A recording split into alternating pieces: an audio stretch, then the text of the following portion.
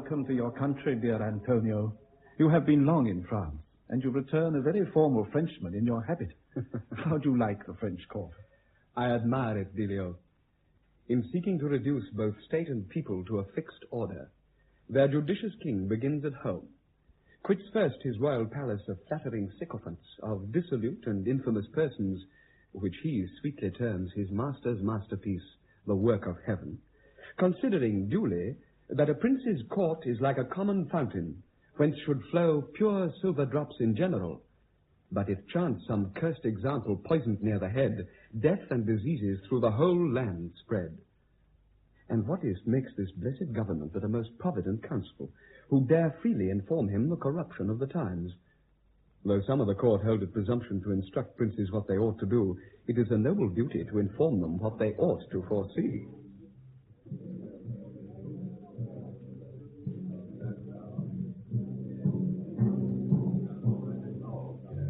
Here comes Bosola, the only court Gaul. Yet I observe his railing is not for simple love of piety. Indeed, he rails at those things which he wants, would be as lecherous, covetous, or proud, bloody, or envious as any man, if he had means to be so. And here's the Cardinal.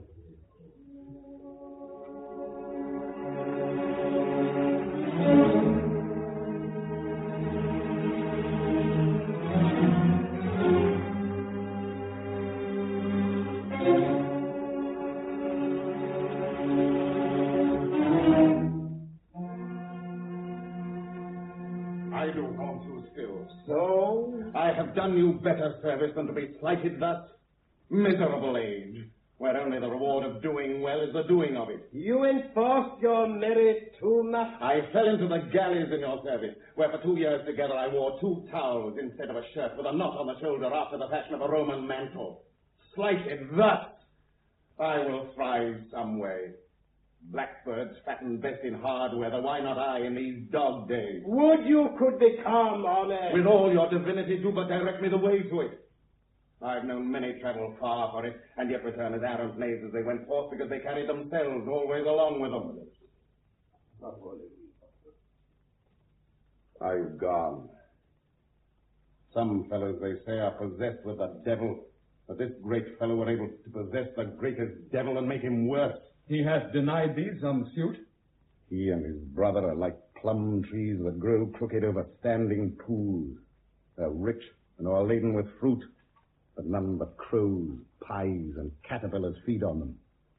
Could I be one of their flattering pandas, I would hang on their ears like a horse leech till I were full and then drop off. I pray leave me. Who would rely upon these miserable dependencies in expectation to be advanced tomorrow? What creature ever fed worse than hoping Tantalus? Nor died any man more fearfully than he that hoped for a pardon? There are rewards for hawks and dogs when they've done a service, but for a soldier that hazards his limbs in a battle, nothing but a kind of geometry is his last supportation. Geometry? Aye, to hang in a fair pair of slings, take his latter swing in the world upon an honourable pair of crutches from hospital to hospital. Farewell, sir. And yet do not you scorn us, for places in the court are but like beds in the hospital, where this man's head lies at that man's foot, and so lower and lower. Farewell. I knew of this fellow 7 years in the galleys for a notorious murder, and for sport the Cardinal suborned it. 'Tis great pity he should be thus neglected. I have heard he's very valiant. This foul melancholy will poison all his goodness, for I'll tell you, if too immoderate sleep be truly said to be an inward rust unto the soul, it then doth follow want of action breeds all black malcontents, and their close rearing like moths in a cloth do hurt for want of wearing. The present skins to fill. You promised me to make me the partaker of the natures of some of your great courtiers. Ah, the Lord Cardinals and other strangers that are now in court. I shall. Here comes the great Calabrian Duke.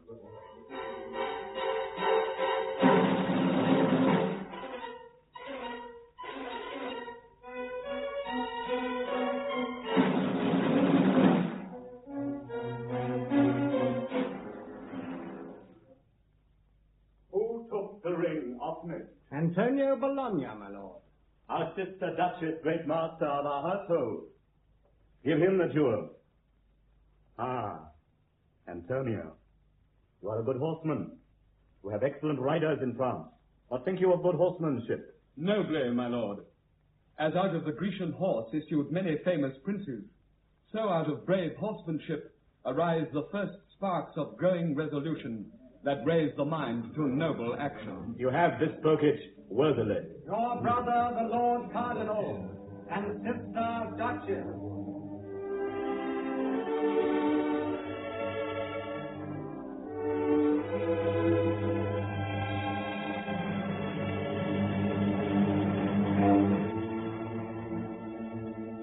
Are the galleys come about? They are, my lord. Here's the Lord Silvio is come to take his leave. Now, sir, your promise. What's that, Cardinal? I mean his temper. They say he's a brave fellow. Will play his 5,000 crowns at tennis, dance, court ladies, and one that has fought single combats. Some such flashes superficially hang on him for form, but observe his inward character. He is a melancholy churchman. The spring in his face is nothing but the engendering of toads. Where he is jealous of any man, he lays worse plots for them than ever was imposed on Hercules, for he strews in his way flatterers, panders, intelligences, atheists, and 1,000 such political monsters. He should have been Pope. But instead of coming to it by the primitive decency of the Church, he did bestow bribes so largely and so impudently as if he would have carried it away without heaven's knowledge. Some good he hath done. You have given too much of him. What's his brother? The Duke there. A most perverse and turbulent nature. What appears in him mirth is merely outside. If he laugh heartily, it is to laugh all honesty out of fashion. Twins? In quality. He speaks with others' tongues, and hears men's suits with others' ears. Will seem to sleep or the bench, only to entrap offenders in their answers. Dooms men to death by information, rewards by hearsay. Then the law to him is like a foul black cobweb to a spider. He makes it his dwelling and a prison to entangle those shall feed him. Most true. He never pays debts, unless they be shrewd turns, and those he will confess that he doth owe. Last for his brother there, the Cardinal. They that do flatter him most say oracles hang at his lips, and verily I believe them, for the devil speaks in them. But for their sister, the right noble Duchess, you never fixed your eye on 3 fair medals cast in one figure of so different temper. For her discourse, it is so full of rapture, you only will begin then to be sorry when she doth end her speech, and wish in wonder she held it less vainglory to talk much than your penance to hear her. Whilst she speaks, she throws upon a man so sweet a look that it were able to raise one to a galliard that lay dead in a palsy, and to dote on that sweet countenance. But in that look there speaketh so divine a continence as cuts off all lascivious and vain hope. Her days are practised in such noble virtue that sure her nights, nay more, her very sleeps, are more in heaven than other ladies' shrifts.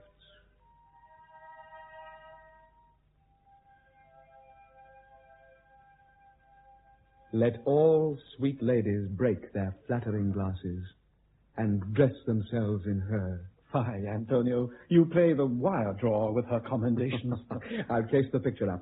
Only thus much. All her particular worth grows to this sum. She stains the time past, lights the time to come. Antonio, Cariola? you must attend my Lady Duchess in the gallery some half an hour hence. I shall. Come, Delio. I follow you. Sister, I have a suit to you. To me, sir? A gentleman here, Daniel de Bosola, one that was in the galleys. Yes, I know him. A worthy fellow he is. Pray let me entreat for the provisorship of your horse. Your knowledge of him commends him and prefers him. Call Bosola hither. I shall, my lord. We now are fun party. Good Lord Silvio, do us commend to all our noble friends at the Liga. Sir, I shall. You are for Milan. I am. Bring the carroccias. Presently, ma'am. We'll bring you down to the harbour. Come, sir. Brother, be sure you entertain that Bosola for your intelligence. I would not be seen in it, and therefore many times I have slighted him when he did court our furtherance, as this morning. Antonio, the great master of our household, has been far fitter. You are deceived in him. His nature is too honest for such business. He comes. I'll leave. I was lured to you. My brother here, the Cardinal, could never abide you. Never since he was in my debt. Maybe some oblique character in your face made him suspect you. Does he study physiognomy? There's no more credit to be given to the face than to a sick man's urine, that some call the physician's whore because she cousins him. He did suspect me wrongfully. For that you must give great men leave to take their time. This trust doth cause us seldom be deceived.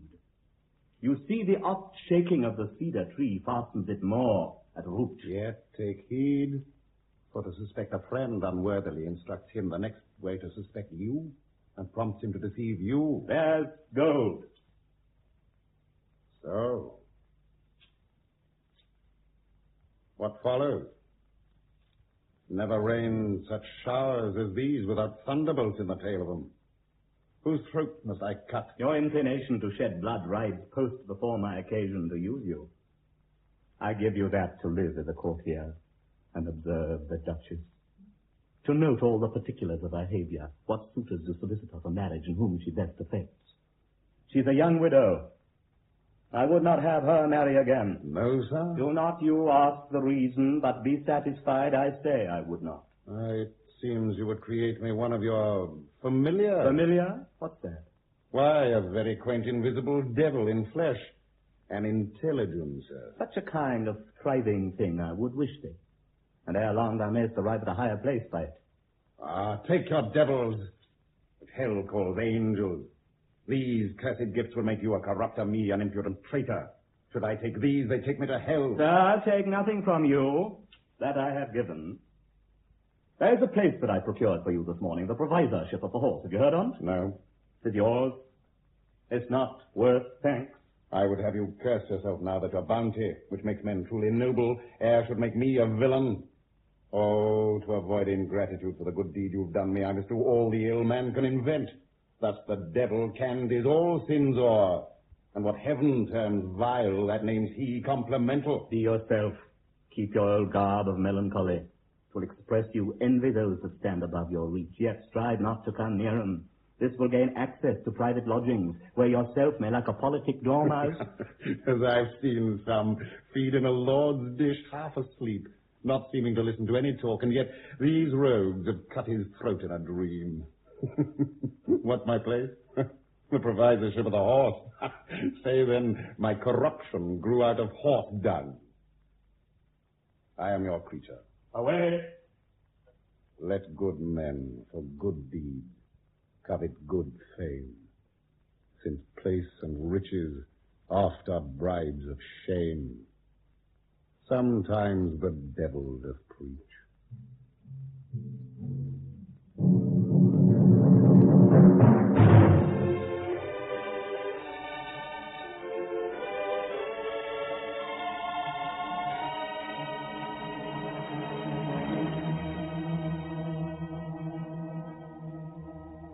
Sister, we are to part from you, and your own discretion must now be your director. You are a widow.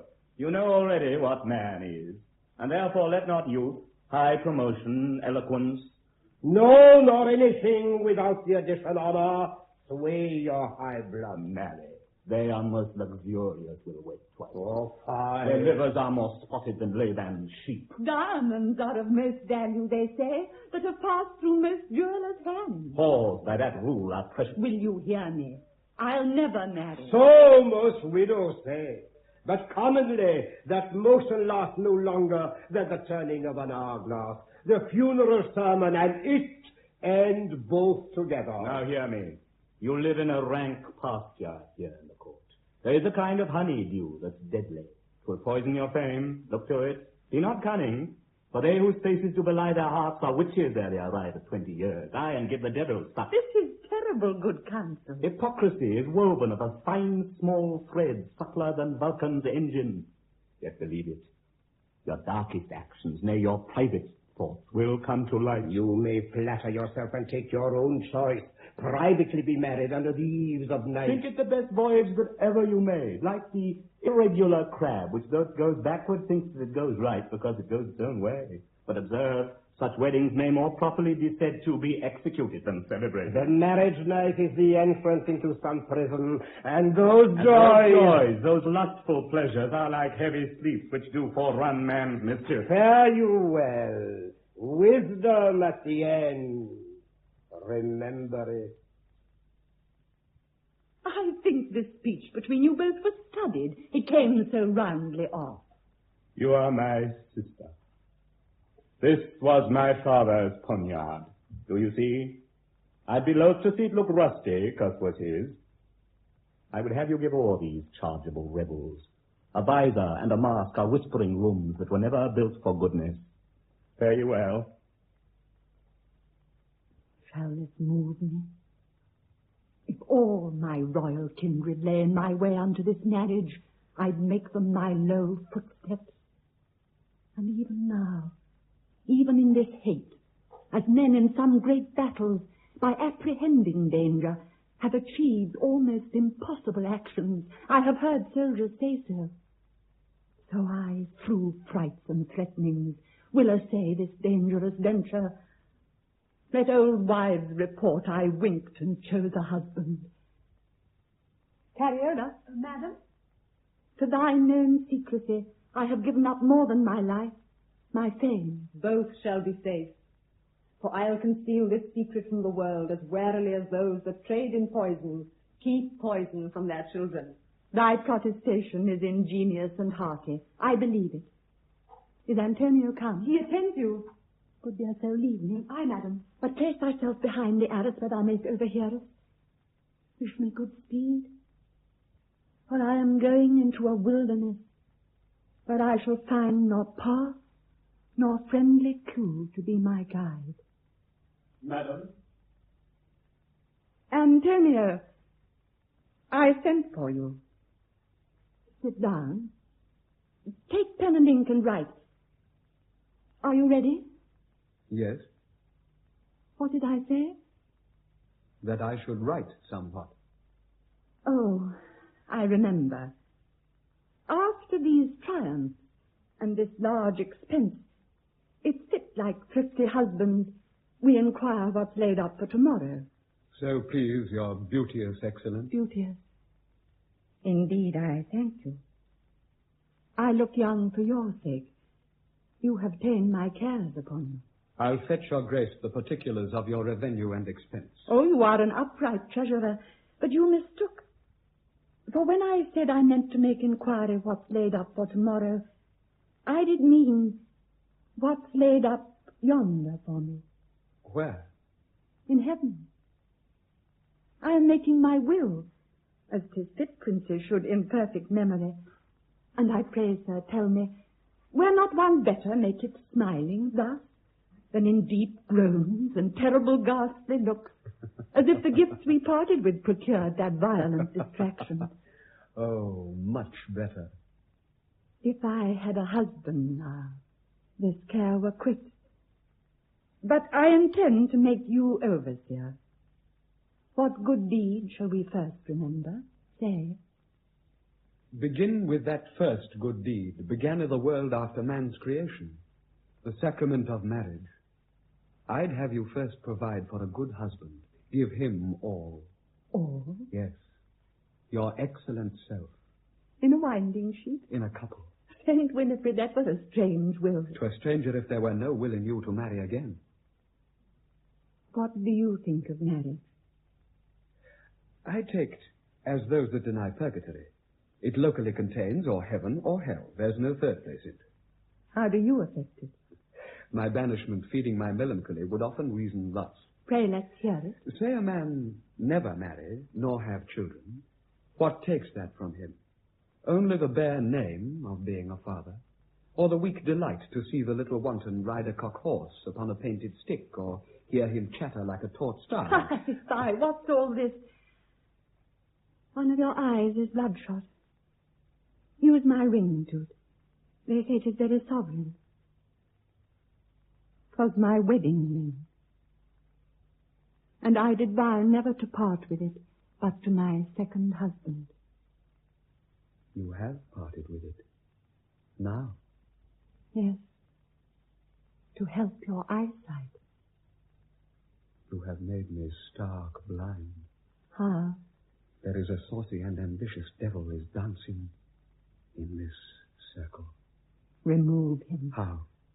There needs small conjuration when your finger may do it. Thus. Is it fit? Ambition, madam, is a great man's madness that is not kept in chains and close-pent rooms, but in fair, lightsome lodgings, and is girt with the wild noise of prattling visitants, which makes it lunatic beyond all cure. Conceive not I am so stupid, but I am whereto your favours tend. But he's a fool that, being a cold, would thrust his hands i' the fire to warm it. So, now the ground's broke, you may discover what a wealthy mine I make you lord of. Oh, my unworthiness. You were ill to sell yourself.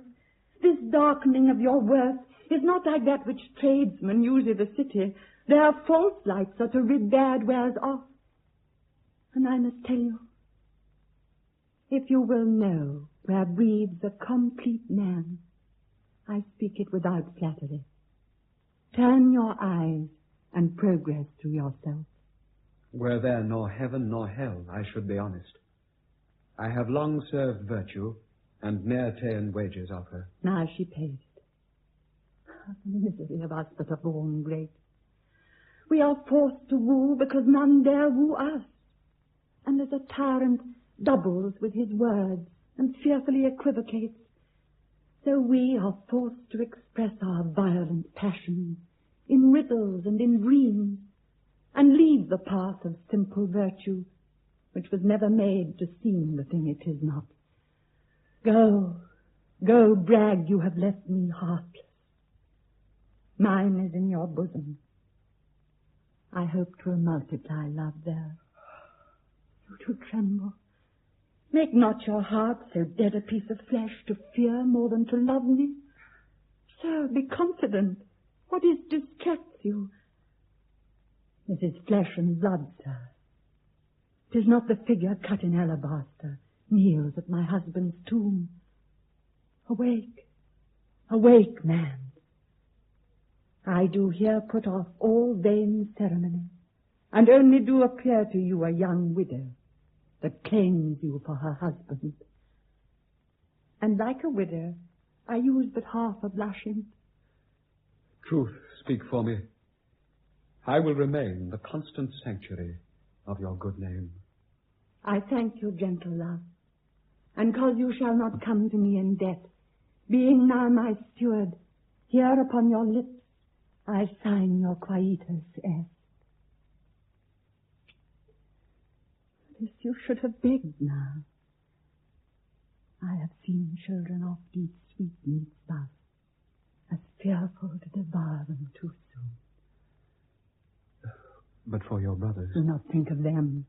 All discord without this circumference is only to be pitied and not feared. Yet should they know it, time will easily scatter the tempest. Carriola, madam, be not amazed.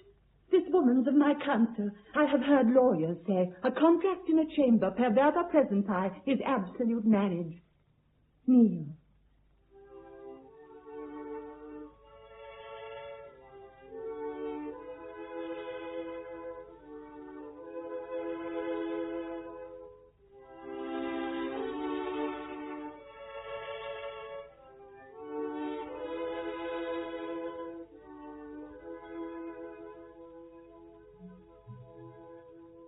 Bless heaven, this sacred guardian, which let violence never untwine. And may our sweet affections, like the spheres, be still in motion, Quickening and make the like soft music. that we may imitate the loving palms, best emblem of a peaceful marriage, that never bore fruit divided.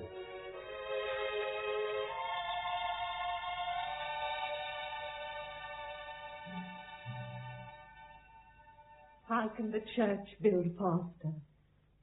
We now are man and wife, and 'tis the church that must but echo this. Maid, stand apart. I now am blind. What's your conceit in this? I would have you lead your fortune by the hand unto your marriage bed. You speak in me this, for we now are one. We'll only lie and talk together, and plot to appease my humorous kindred. And if you please, like the old tale in Alexander and Ludovic, lay a naked sword between us, keep us chaste. Oh, let me shroud my blushes in your bosom, since 'tis the treasury of all my secrets. Come, Antonio.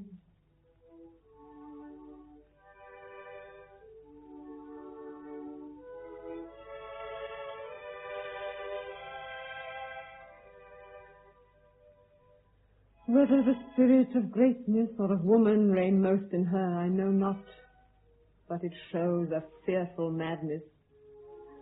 I owe her much of pity.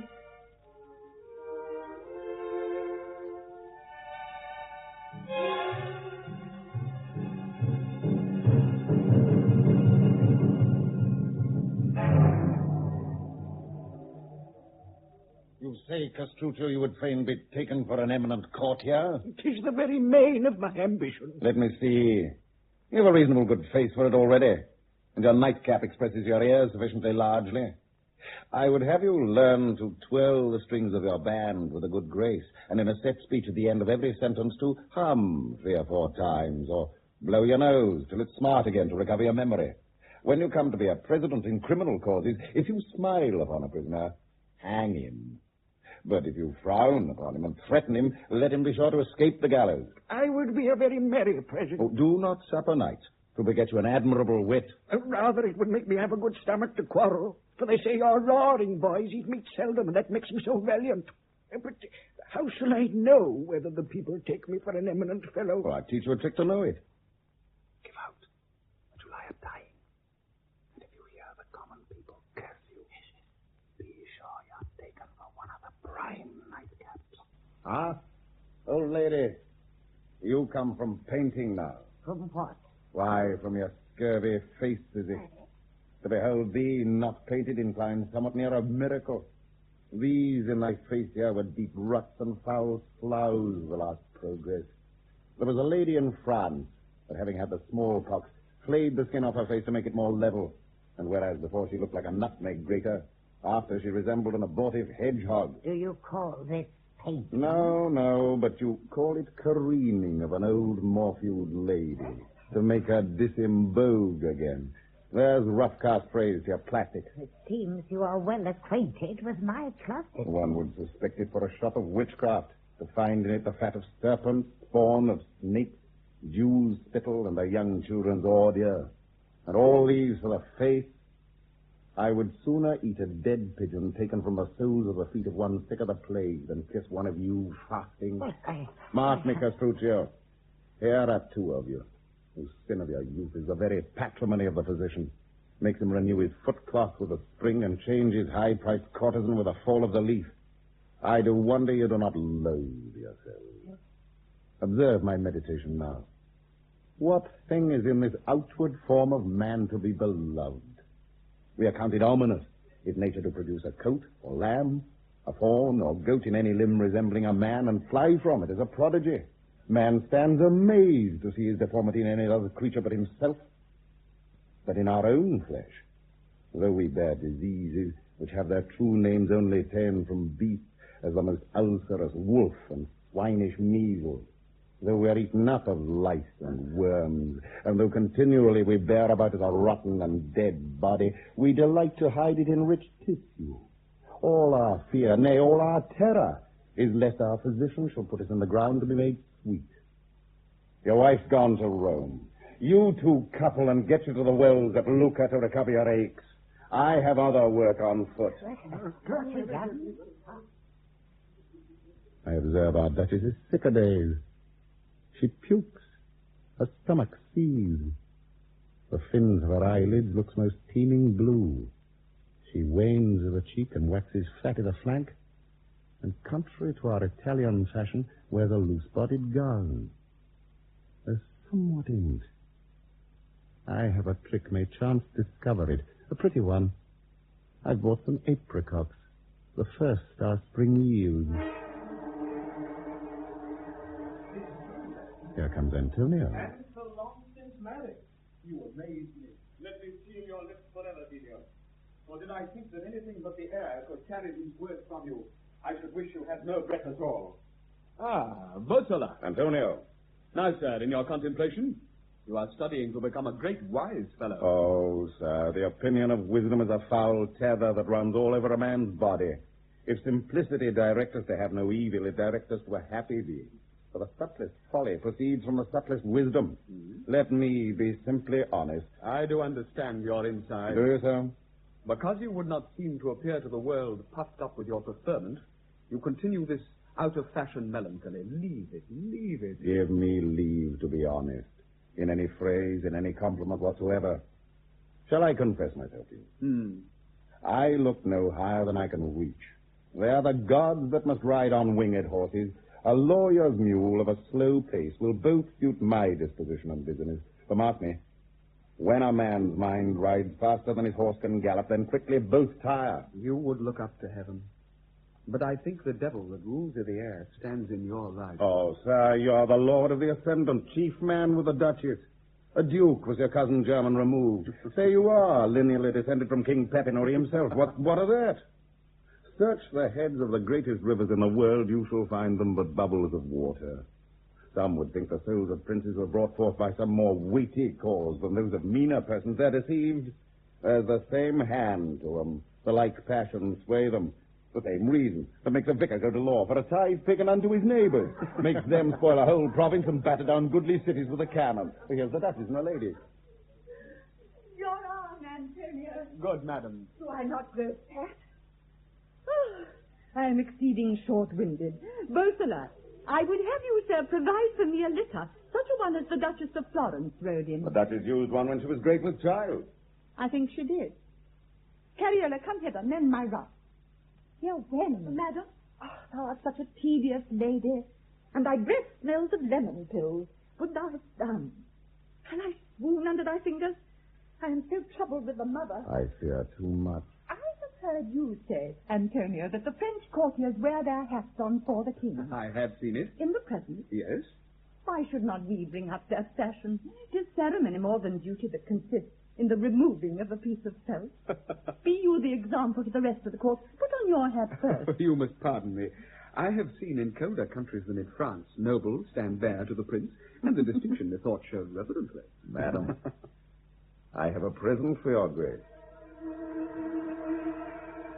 Look, your grace. For me, sir? Apricots, madam. Oh, sir, where are they? I have heard of none here. Good. Her color rises. Indeed, I thank you. They are wondrous fair ones. What an unskillful fellow is our gardener. We shall have none this month. Will not your grace pair them? No. They taste of musk, methinks. Indeed they do. I know not yet. I wish your grace had paired them. Why? I forgot to tell you.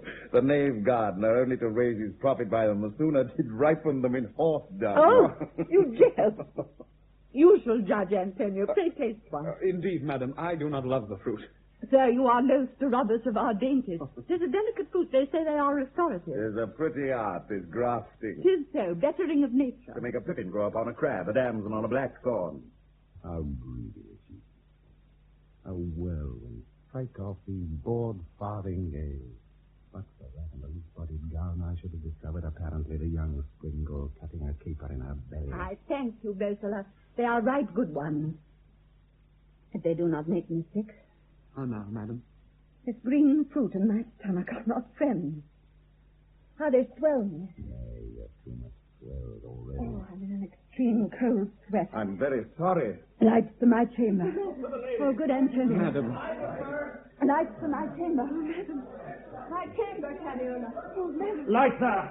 Light! Oh, my most trusty Delio, we are lost. I fear she's fallen in labor, and there's left no time for her to move. Have you prepared those ladies to attend her and procured that politic state conveyance for the midwife your Duchess wanted? I have. Make use, then, of this forced occasion. Give out that Bosola has poisoned her with these apricots. That will give some color for her keeping close. Fie, the physicians will then flock to her. For that you may pretend she'll use some prepared antidote of her own, lest the physicians should re-poison her. I am lost in amazement. I know not what to think of. Oh, there's no question but her catchiness and most vulturous eating of the apricots are apparent signs of breeding.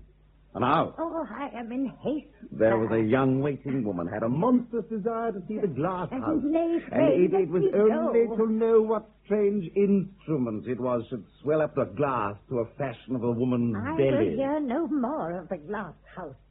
You are still abusing women. Why? No. Only by the way, now and then mention their frailties.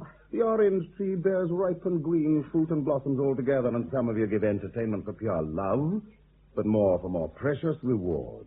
The lusty spring smells well, but drooping autumn tastes well. If we have the same golden showers that rained in the time of Jupiter the Thunderer, you have the same Dane eyes still to hold up their laps to receive them. Didst thou never study the mathematics? Oh, what's that? Why, to know the trick. How to make a many lines meet in one center. Oh. Go, give your foster daughters good counsel. Tell them that the devil takes delight to hang at a woman's girdle like a false rusty watch, that she cannot discern how the time passes. Shut up the court gate! Why, sir, what's the danger? Shut up the postman presently, and call all the officers of the court. I can instantly. Who keeps the key of the park gate? Barabosco! Let him drink presently. Hola there! Oh, gentlemen of the court, the foulest treason. But these apricots should be poisoned now without my knowledge. Are all the officers here? We are. Gentlemen, we have lost much plate, you know. And but this evening, jewels to the value of 4,000 ducats are missing in the Duchess' cabinet. Are the gates shut? They are, sir. 'Tis the Duchess' pleasure each officer be locked into his chamber till the sun rising, and to send the keys of all their chests and of their outward doors into her bedchamber. She is very sick. That's her pleasure. She entreats you, take it not ill. The innocent shall be the more approved by it. How fares it with the Duchess? She's exposed unto the worst of torture, pain and fear. Speak to her all happy comfort. How I do play the fool with mine own danger. You are this night, dear friend, to post to Rome. My life lies in your service. Do not doubt me. Oh, 'tis far from me, and yet fear presents me somewhat that looks like danger. Believe it is but the shadow of your fear, no more. How superstitiously we mind our evils. The throwing down salt or crossing of a hare, bleeding at nose, the stumbling of a horse, or singing of a cricket are of power to daunt whole man in us. Sir, fare you well. I wish you all the joys of a blessed father, and for my faith, lay this unto your breast. Old friends, like old swords, still are trusted best. Farewell. Cariola. Sir. Cariola. Sir, you are the happy father of a son. Your wife commends him to you. Oh, blessed comfort. Oh, Cariola, for heaven's sake, tend her well. What think you of me? I'll presently go set a figure for the nativity.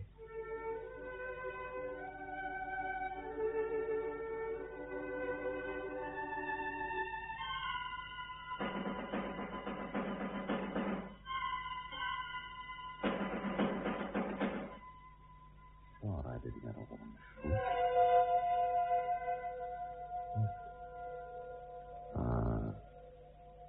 And the sound came as I received it right from the Duchess' lodging. There's some stratagem in the confining all our courtiers in their several wards. I must have part of it.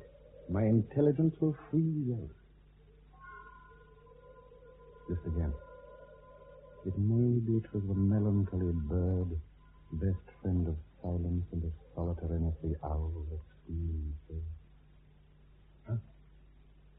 Antonio. I heard something. Who's there? Why not speak? Antonio. But not your face, nor body to such a forced expression of fear. I am Bosola, your friend. Bosola. This mold has undermined me. Heard you not the noise even now? When? From the Duchess' lodging. I did you? I did, or else I dreamed. Let's walk toward it. No. It may be it was but the rising of the wind. Very much. You think it's very cold. And yet you sweat. You look wildly. I have been setting a figure for the Duchess yours. And how falls your question? You find it radical? What's that to you? Tis rather to be questioned what design, when all men were commanded to their lodging, makes you a night walker. So I'll tell you. Now all the court was asleep. I thought the devil had least to do here. I came to say my prayers. And if it do offend you, I do so. You're a fine courtier. This fellow will undo me. You gave the Duchess apricots today. Pray heaven they were not poisoned. The Spanish fit for the imputation. Traitors are ever confident till they are discovered. There were jewels stolen, too. In my conceit, none are to be suspected more than yourself. Saucy slave, I'll pull thee up by the roots. The ruin will crush you to pieces. You are an impudent snake indeed, sir. Are you scarce warm, and do you show your sting? You libel well, sir. No, sir, no. Copy it out, and I'll set my hand to it. My nose, please. One that was superstitious would count this ominous when it merely comes by chance.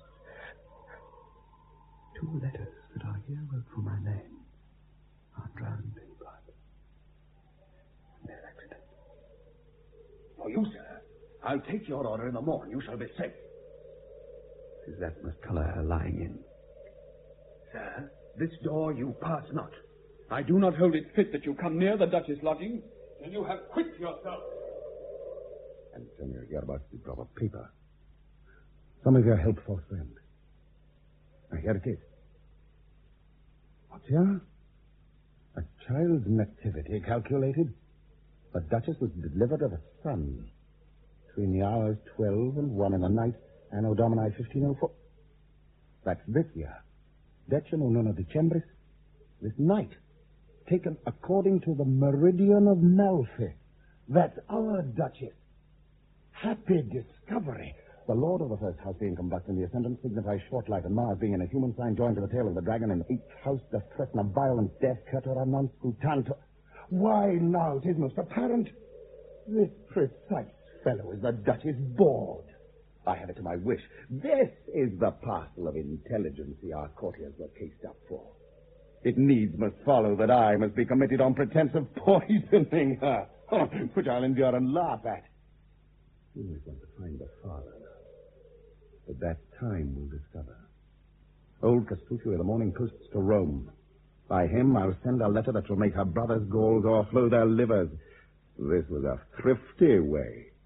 Though lusts do mask in ne'er so strange disguise, she's oft found witty, but is never wise.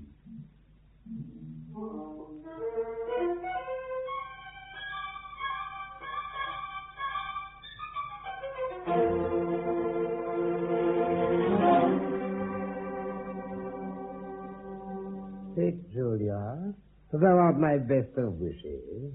Prithee tell me, what trick didst thou invent to come to Rome without thy husband? Why, my lord, I told him I came to visit an old anchorite here for devotion. Thou art a witty, false one, I mean to him. You have prevailed with me beyond my strongest thoughts. I would not now find you inconstant. Oh, do not put thyself to such a voluntary torture which proceeds out of your own guilt. How, my lord? You fear my constancy because you have approved those giddy and wild turnings in yourself. Did you ever find them? So generally for women, a man might strive to make glass malleable ere he should make them fixed. Oh, my lord. We had Ligo borrow that fantastic glass invented by Galileo the Florentine to view another spacious world, the moon, and look to find a constant woman there. Oh, this is very well, my lord. Why do you weep? Are tears your justification? The self-same tears will fall into your husband's bosom, lady, with a loud protestation that you love him above the world. Come. I love you wisely, that's jealously, since I am very certain you cannot make me cuckold. I'll go home to my husband. You may thank me, lady. I have taken you off your melancholy perch, bore you upon my fist, and showed you game, and let you fly at it. I pray thee, kiss me. Oh. When thou wast with thy husband, thou wast watched like a tame elephant. Still you are to thank me. Thou hadst only kisses from him and high feeding. And what delight was that? It was just like one that hath a little fingering on the lute, yet cannot tune it. Still, you are to thank me. You told me of a piteous wound with a heart and a sick liver when you wooed me first and spake like one in physic. My Lord Cardinal. Who's that? Rest firm, for my affection to thee, lightning moves slow to it. Madam, a gentleman that's come post from Malfi desires to see you. Let him enter. I'll withdraw. He says, your husband, old Castruccio, he's come to Rome, most pitifully tired with riding post. Madam Julia, I was longing to come and see you. Signor Delio, one of my old suitors. Sir, you are welcome. Do you lie here? Sure, your own experience will satisfy you, no. Our Roman prelates do not keep lodging for ladies. Very well. I have brought you no commendations from your husband, for I know none by him. I hear he's come to Rome. I never knew man and beast of a horse and a knight so weary of each other. If he'd had a good back, he would have undertook to have borne his horse. His breech was so pitifully sore. Your laughter is my pity. Lady, I know not whether you want money, but I have brought you some. From my husband? No, from mine own allowance. Oh, I must hear the condition ere I be bound to take it. Look on. 'Tis gold. Hath it not a fine colour? I have a bird more beautiful. Try the sound on't. A lute string far exceeds it. It hath no smell like cassia or civet, nor is it physical, though some fond doctors persuade us thieves in cullises. I tell you, this is a creature bred by those... Madam, your husband come. Has delivered a letter to the Duke of Calabria, that to my thinking has put him out of his wits. Sir, you hear. Pray let me know your business and your suit as quickly as can be. With good speed. At such time as you are non-resident with your husband, I would wish you my mistress. Sir, I'll go ask my husband if I shall, and straight return your answer. Very fine. Is this her wit or honesty that speaks thus? I heard one say the Duke was highly moved at the letter sent from Malfi. I do fear Antonio is betrayed. How fearfully shows his ambition now. Unfortunate fortune. They pass through whirlpools and deep woes do shun, who the event weigh ere the action's done. I have this night digged up a mandrake. Say you? And I am grown mad with it. What's the problem? Read there. A sister damned. She's loose of the hilts. Grown a notorious strumpet. Lower. Rogues do not seek to whisper it now, but seek to publish it. As servants do the bounty of their lords aloud, and with a covetous searching eye to mark who note them. Oh, confusion, seize her! She hath had most cunning boards to serve her turn, and more secure conveyances for lust than tongues of garrison for service. Impossible! Can this be certain? Oh, rhubarb to purge this choler. Here's the cursed day shall pump my memory, and here shall stick till of her bleeding heart I make a sponge to wipe it out. Why do you make yourself so wild again? Would I could be one, that I might toss her palace by her ears, root up her goodly forests, blast her meads, and lay her general territory as waste as she hath done her honours. And our blood, the royal blood of Aragon and Castile, be thus attainted. Besides, this is physic. We must not now use balsamum, but fire, the smarting cupping glass, for that's the means to purge infected blood, such blood as hers. There is a kind of pity in mine eye. I'll give it to my handkerchief. And now 'tis here, I'll bequeath this to her bastard. What to do? Why, to make soft lint for his mother's wounds when I have hewed her to pieces. It's unequal nature to place women's hearts so far upon the left side. Foolish men, that e'er will trust their honor in a bark made of so slight, weak bulrush as is woman, apt every minute to sink it. Thus ignorance, when it hath purchased honor, it cannot yield it. Methinks I see her laughing. Excellent hyena! Do it somewhat quickly. My imagination will carry me to see her in the shameful act of sin. Who? Possibly with some strong-side bargeman, or one of the woodyard that can quoit the sledge or toss the bar, or some lovely squire that carries coals up to her privy lodging. Lie beyond your reason. So, mistress, 'Tis not your whore's milk that shall quench my wild fire, but your whore's blood! How idly shows this rage which carries you as men conveyed by witches through the air on violent whirlwinds. This intemperate noise fitly resembles deaf men's shrill discourse who talk aloud, thinking all other men to have their imperfections. Not you, my Paul. Yes, but I can be angry without this rapture. There is not in nature a thing that makes man so deformed, so beastly, as the intemperate anger. Try it yourself. You have diverse men who never yet express their strong desire of rest but by unrest, by vexing of themselves calm. Put yourself in tune. I will only study to seem the thing I am not. I could kill her now in you or in myself, for I do think it is some sin in us. Heaven doth revenge by her. Are you stark mad? I would have their bodies burned in a coal pit with the vented stock of their cursed smoke might not ascend to heaven, or dip the sheets they lie in pitch or sulphur, wrap them in, and then light them like a match.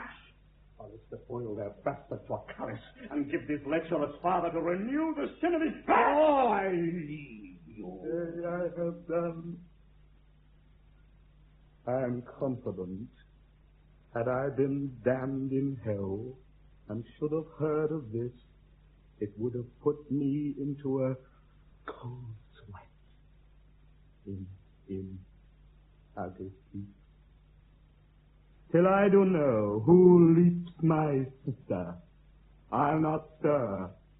That known, I'll find scorpions to string my whips and fix her in a general eclipse.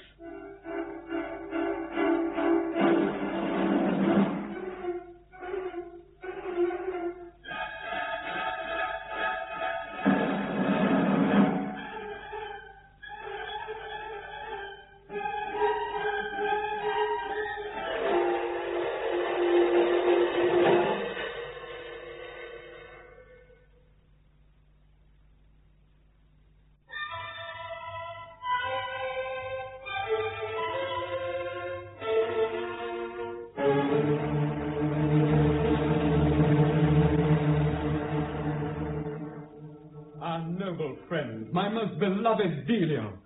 Oh, you have been a stranger long at court. Came you along with the Lord Ferdinand? I did, sir. And how fares your noble Duchess? Ah, right fortunately well. Since you last saw her, she hath had 2 children more, a son and daughter. Methinks 'twas yesterday. Let me but wink and not behold your face, which to mine eye is somewhat leaner. Verily, I should dream it were within this half hour. You have not been in law, friend Delio, nor in prison, nor a suitor at the court, nor begged the diversion of some great man's place, nor troubled with an old wife, which doth make your time so insensibly hasten. Pray, sir, tell me, hath not this news arrived yet to the ear of the Lord Cardinal? I fear it hath. The Lord Ferdinand that's newly come to court doth bear himself right dangerously. Pray, why? He is so quiet that he seems to sleep the tempest out as dormice do in winter. Those houses that are haunted are most still till the devil be up. What say the common people? The common rabble do directly say she is a strumpet. And your graver heads, which would be politic, what censure they? They do observe I go to infinite purchase the left-hand way, and all suppose the Duchess would amend it if she could, for, say they, great princes, though they grudge their officers should have such large and unconfined means to get wealth under them, will not complain, lest thereby they should make them odious unto the people. For other obligation of love or marriage between her and me they never dream of. I'll instantly to bed, for I am weary. Lord Ferdinand comes. I am to bespeak a husband for you. For me, sir? Pray, who is? The great Count Malatesti. Fire upon him. A count? He's a mere stick of sugar candy. You may look quite through him. When I choose a husband, I will marry for your honor. You shall do well in't. Worthy Antonio. My lord. I am to have private conference with you about a scandalous report is spread touching mine honor. Let me be ever deaf to it. One of Pasquille's paper bullets, court calumny, a pestilent air which princes' palaces are seldom purged of. Yet say that it were true. I pour it in your bosom, my fixed love, would strongly excuse, extenuate, nay, deny faults were they apparent in you. Go, be safe in your own innocency. My lord? Antonio, Delio, go. I'd be alone. Lord Ferdinand. Her guilt treads on hot, burning coaters. Lord Ferdinand, sir. Now, Bosola. Sir. How thrives our intelligence? Sir, uncertainly. 'Tis rumored she hath had 3 bastards, but by whom we may go read of the stars. Aye, some hold opinion we may read all things there. Yes, we could find spectacles to read them. I do suspect there has been some sorcery used on the Duchess. Sorcery?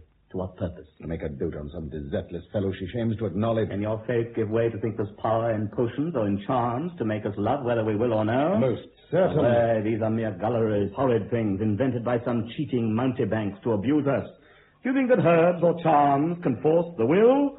Some trials have been made in this foolish practice, but the ingredients were lenitive poisons, such as are of force to make the patient mad, and straight the witch swears by equivocation they are in love. The witchcraft lies in her rank blood. This night I will force confession from her. You told me you had got within these 2 days a false key into her bedchamber. I have. As I would wish. What do you intend to do? Can you guess? No. Do not ask, then. He that can compass me and know my drifts may say he hath put a girdle about the world and sounded all her quicksands. I do not think so. What do you think, then, pray? That you are your own chronicle too much and grossly flatter yourself. Give me thy hand, I thank thee. I never gave pension but to flatterers till I entertained thee. Farewell.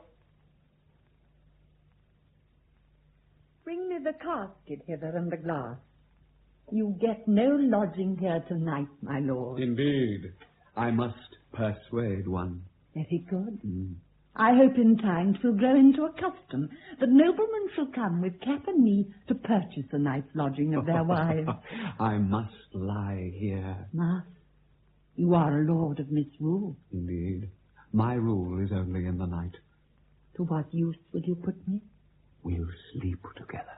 Alas, what pleasure can 2 lovers find in sleep? My lord, I lie with her often, and I know she'll much disquiet you. I see, you are much complained of. For she's a sprawling bedfellow. I shall like her the better for that. Sir, shall I ask you a question? Aye, pray thee, Cariola. Wherefore still, when you lie with my lady, do you rise so early? Labouring men count the clock oftenest, Cariola, are glad when their task's ended. I'll stop your mouth. Nay, that's but one. Venus had 2 soft doves to draw her chariot. I must have another.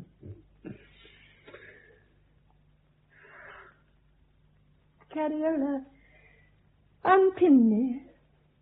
There, madam. When wilt thou marry, Cariola? Never, my lord. Oh, fie upon this single life. Forgo it. We read how Daphne, for her peevish flight, became a fruitless bay tree. Syrinx turned into the pale, empty reed. And Axarete was frozen into marble, whereas those which married or proved kind unto their friends were, by a gracious influence, transhaped into the olive, pomegranate, mulberry, became flowers, precious stones, or eminent stars. This is vain poetry. But I pray you tell me, if there were proposed me wisdom, riches, and beauty in 3 several young men, which should I choose? Ah, it is a hard question. This was Paris' case, and he was blinded, and there was great cause. For how was possible he could judge right, having 3 amorous goddesses in view, and they stark naked? By his emotion, you were able to benight the apprehension of the severest counselor of Europe. Now I look on both your faces so well formed, it puts me in mind of a question I would ask. What is? I do wonder why hard-favoured ladies, for the most part, keep worse-favoured waiting women to attend them and cannot endure fair ones. Oh, that's soon answered. Did you ever in your life know an ill painter desire to have his dwelling next door to the shop of an excellent picture maker? It would disgrace his face-making and undo him. I pity, when were we so merry? My hair tangles.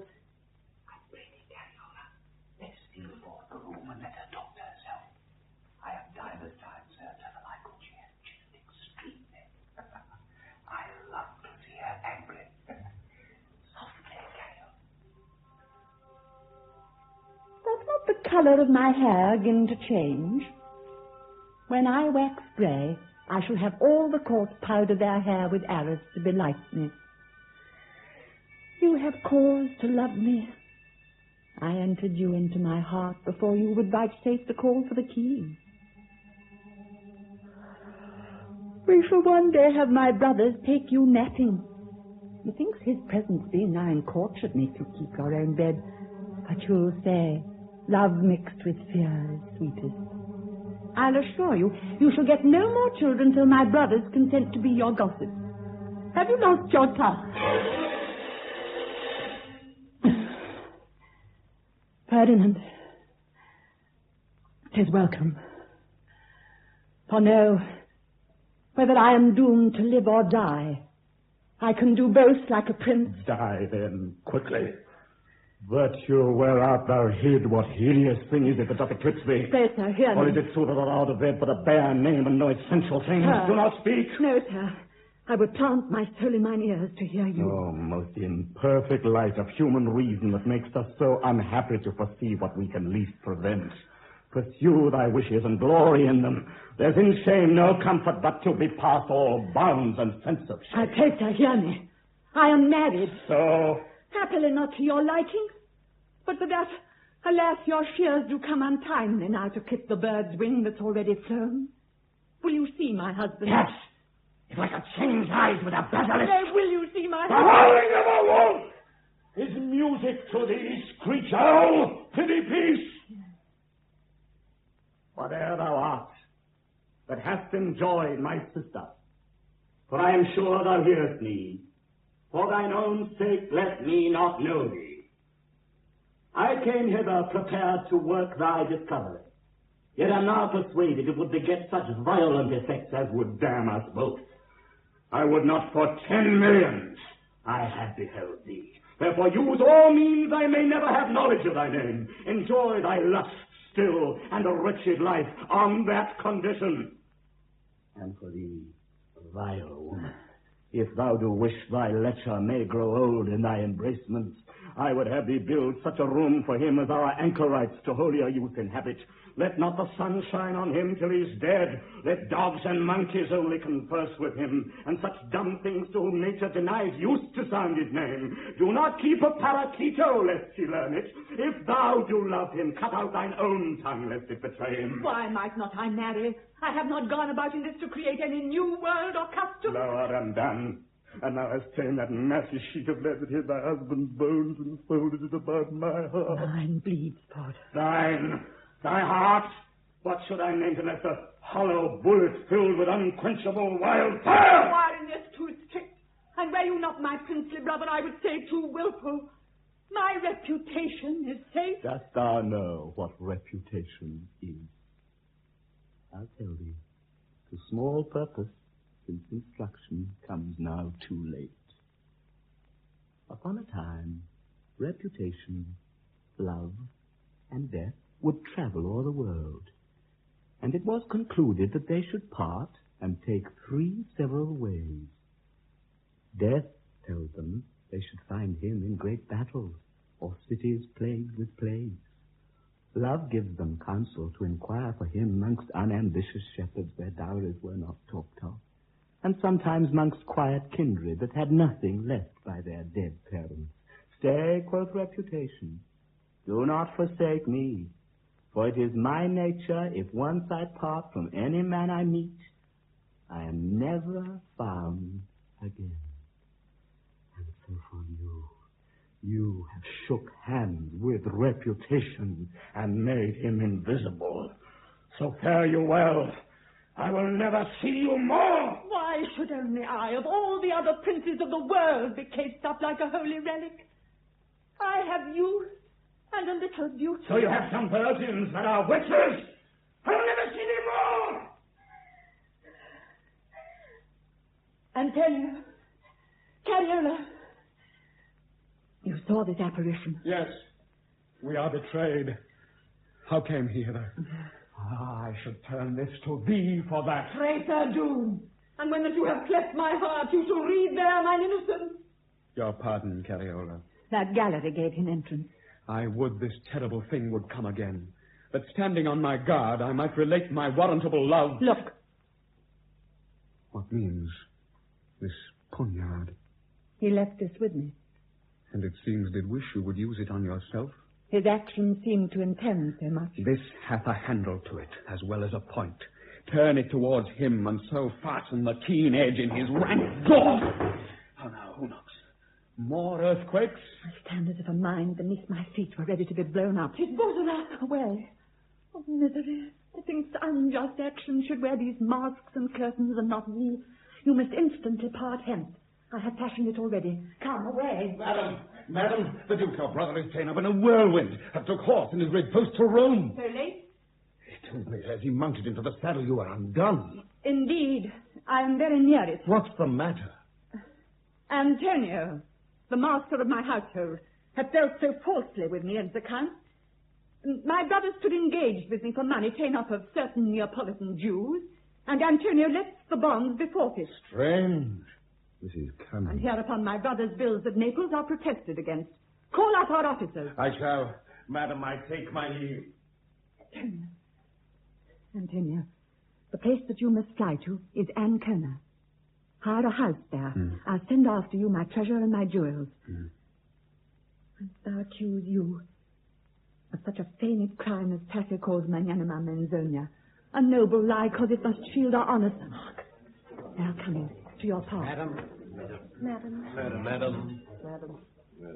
Madam, your officer. Will your grace hear me? I have got well by you. You have yielded me 1,000,000 of loss. I am like to inherit the people's curses for your stewardship. You had the trick in audit time to be sick till I had signed your quietus, and that cured you without help of a doctor.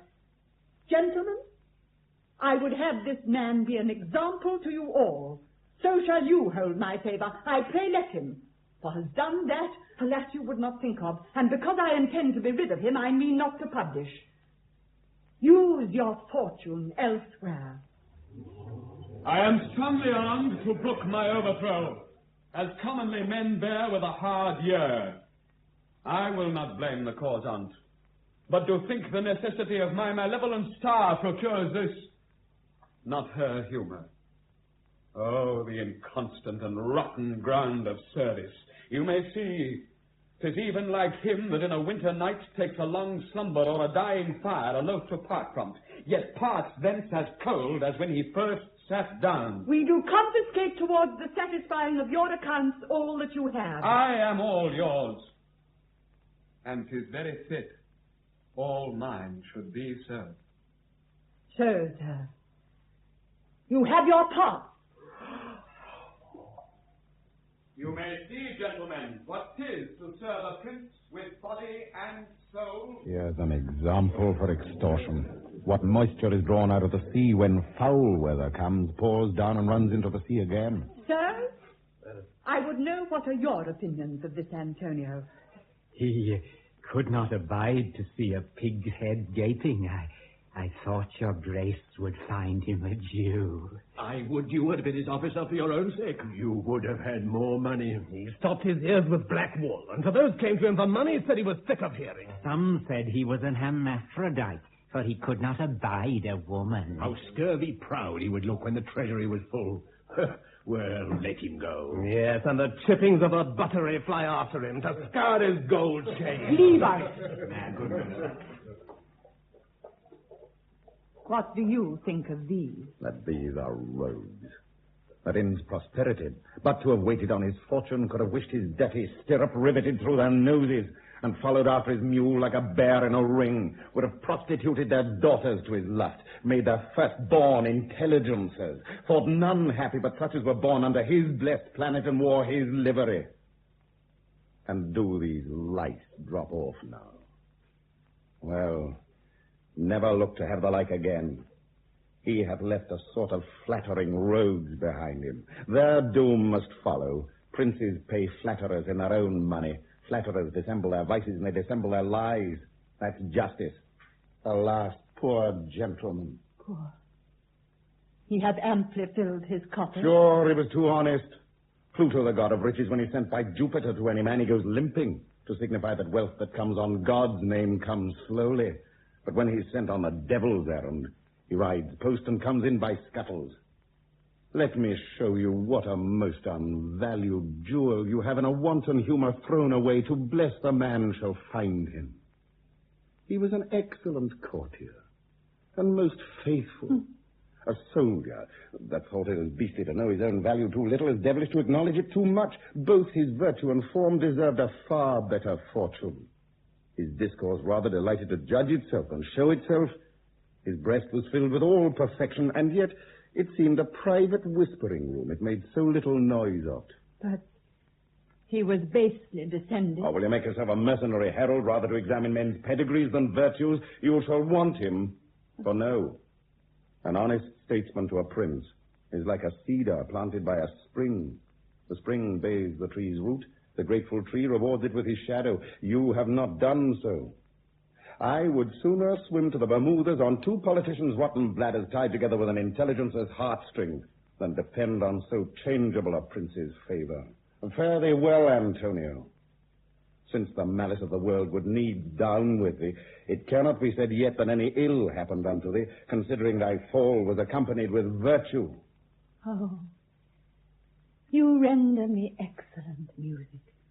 Say you? This good one that you speak of is my husband. Do I not dream? Can this ambitious age have so much goodness in us to prefer a man merely for worth, without these shadows of wealth and painted honors, possible? I have had 3 children by him. Fortunate lady, for you have made your private nuptial bed the humble and fair seminary of peace. No question, but many an unbeneficed scholar shall pray for you for this deed, and rejoice that some preferment in the world can yet arise from merit. The virgins of your land that have no dowries shall hope your example will raise them to rich husbands. Should you want soldiers, 'twould make the very Turks and Moors turn Christians and serve you for this act. Last, the neglected poets of your time, in honor of this trophy of a man, raised by that curious edge in your white hand, shall thank you in their grave for it, and make that more reverent than all the cabinets of living princes. For Antonio, his fame shall likewise flow from many a pen, when heralds shall want coats to sell to men. As I taste comfort in this friendly speech, so would I find concealment. Oh, the secret of my prince, which I will wear on the inside of my heart. You shall take charge of all my coin and jewels and follow him, for he retires himself to Ancona, So? whither within few days I mean to follow thee. Let me think. I would wish your grace to feign a pilgrimage to Our Lady of Loreto, scarce 7 leagues from fair Ancona. So you may depart your country with more honor, and your flight will seem a princely progress, retaining your usual train about you. Sir, your direction shall lead me by the hand. In my opinion, she will better progress to the baths of Lucca, or go visit the spa in Germany. For if you will believe me, I do not like this jesting with religion, this feigned pilgrimage. The superstitious fool, prepare us instantly for our departure. Past sorrows, let us moderately lament them. For those to come, seek wisely to prevent them. A politician is the devil's quilted anvil.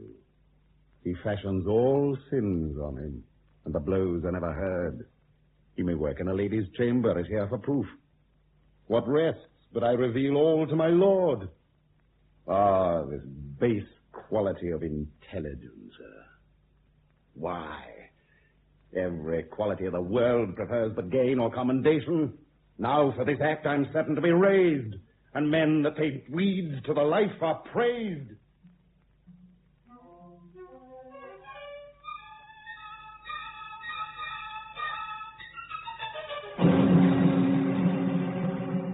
Here's Bosola, arrived from Malfi. Bosola in Rome? What should be the business? Some falling out amongst the cardinals? What's that, Bosola? I knew him in Padua. A fantastical scholar, like such who studied to know how many knots was in Hercules' club, of what color Achilles' beard was, or whether Hector were not troubled with the toothache. He hath studied himself half blear-eyed to know the true symmetry of Caesar's nose by a shoeing horn, and this he did to gain the name of a speculative man. Mark Prince Ferdinand. A very salamander lives in his eye to mock the eager violence of fire. That cardinal has made more bad faces with his oppression than ever Michelangelo made good ones. He lifts up his nose like a foul porpoise before a storm. the Lord Ferdinand loves. Like a deadly cannon that lightens ere it smokes. These are your true pangs of death, the pangs of life that struggle with great statesmen. In such a deformed silence, witches whisper their charms. Doth she make religion her riding hood to keep her from the sun and tempest? That damns her. Methinks her fault and beauty blended together show like leprosy, the whiter the fouler. I make it a question whether her beggarly brats were ever christened. I will instantly solicit the state of Ancona to have them banished. You are for Loretto? I shall not be at your ceremony, fare you well. Write to the Duke of Malfi, my young nephew she had by her first husband, and acquaint him with his mother's honesty. I will. Antonio, a slave that only smelled of ink and counters, and never in his life looked like a gentleman but in the audit time. Go presently. Draw me out in 150 of our horse, and meet me at the fortress.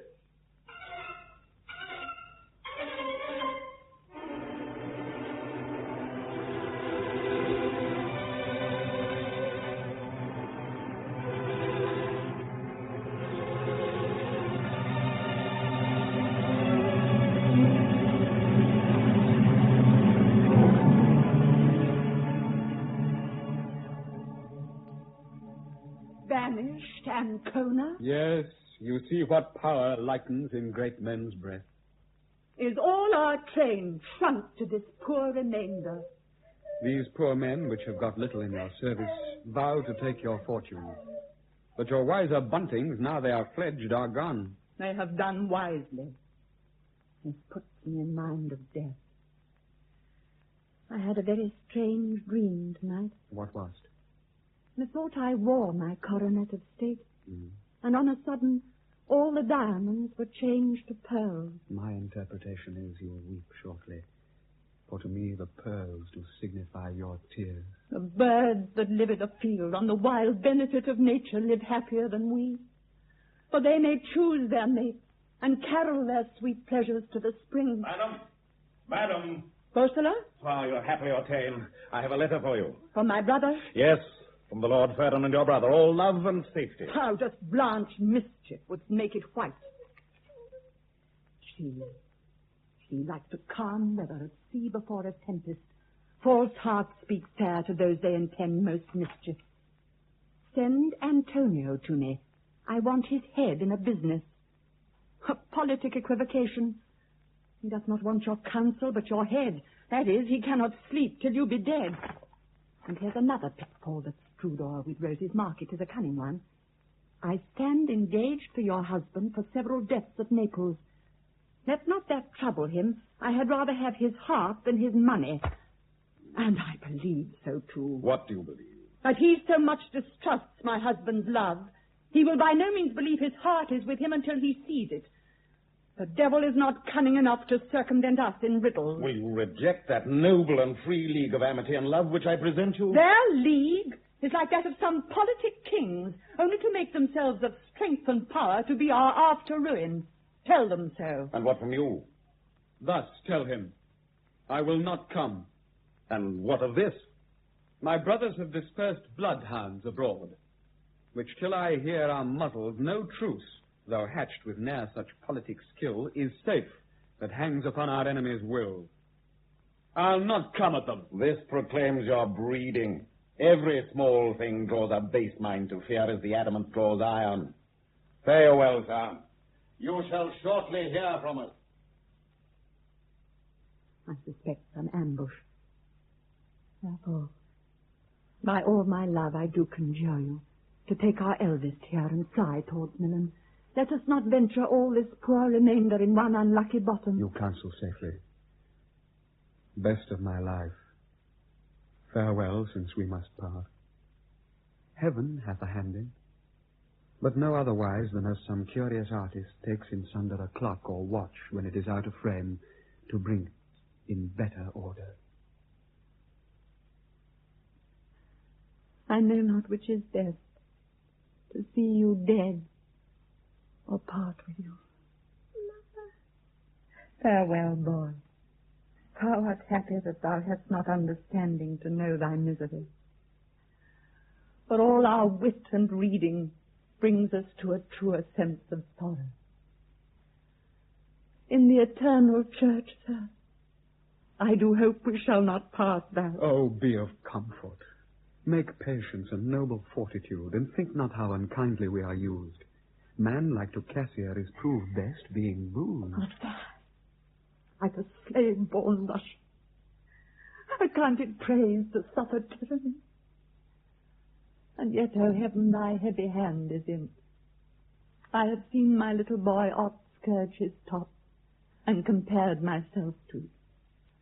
Naught made me e'er go right, but heaven's scourge stick. Ah, do not weep. Heaven fashioned us of nothing, and we strive to bring ourselves to nothing. Farewell, Cariola, and thy sweet armful. If I do never see thee more, be a good mother to your little ones, and save them from the tiger. Fare you well. Let me look upon you once more, for that speech came from a dying father.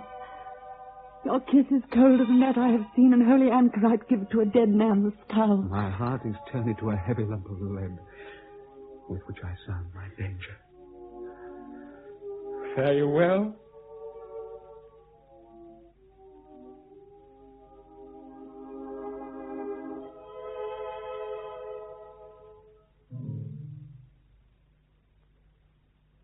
My laurel is all withered. Look, madam, what a troop of armed men they prove this. Oh, they are very welcome. When fortune's wheel is overcharged with princes, the weight makes it move swift. I would have my ruin be sudden.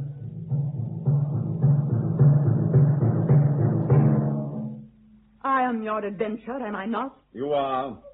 You must see your husband no more. What devil art thou that counterfeits heaven's thunder? Is that terrible? I would have you tell me whether is that note worse that frights the silly birds out of the corn, or that which doth allure them to the net. You've hearkened to the last too much. Like to a rusty o'ercharged cannon shall I never fly in pieces. Come, to what prison? To none. Whither then? To your palace. I have heard that Charon's boat serves to convey all o'er the dismal lake, but brings none back again. Your brothers mean you safety and pity. Pity? With such a pity, men preserve alive pheasants and quails when they are not fat enough to be eaten. These are your children? Yes. Can they prattle? No. But I intend, since they were born accursed, curses shall be their first language. Fie, madam, forget this base low fellow. Had I a man, I'd beat that counterfeit face into thy other. One of no birth. Say that he was born mean. Man is most happy when his own actions be arguments and examples of his virtue. A barren, beggarly virtue. I prithee, who is greatest, can you tell? Sad tales befit my woe. I'll tell you one. A salmon, as she swam unto the sea, met with a dogfish who encounters her with this rough language. Why art thou so bold to mix thyself with our high state of floods, being no eminent courtier, but one that for the calmest and fresh time of the year dost live in shallow rivers, ranks thyself with silly smelts and shrimps, and darest thou pass by our dogship without reverence? Oh, quoth the salmon, sister, be at peace. Thank Jupiter, we both have passed the net. Our value never can be truly known till in the fisher's basket we be shown. If the market, then my price may be the higher, even when I am nearest to the cook and fire. So to great men the moral may be stretched. Men oft are valued high when they're most wretched. But come whither you please. I am armed against misery, bent to all sways of the oppressor's will. There's no deep valley, but near some high hill.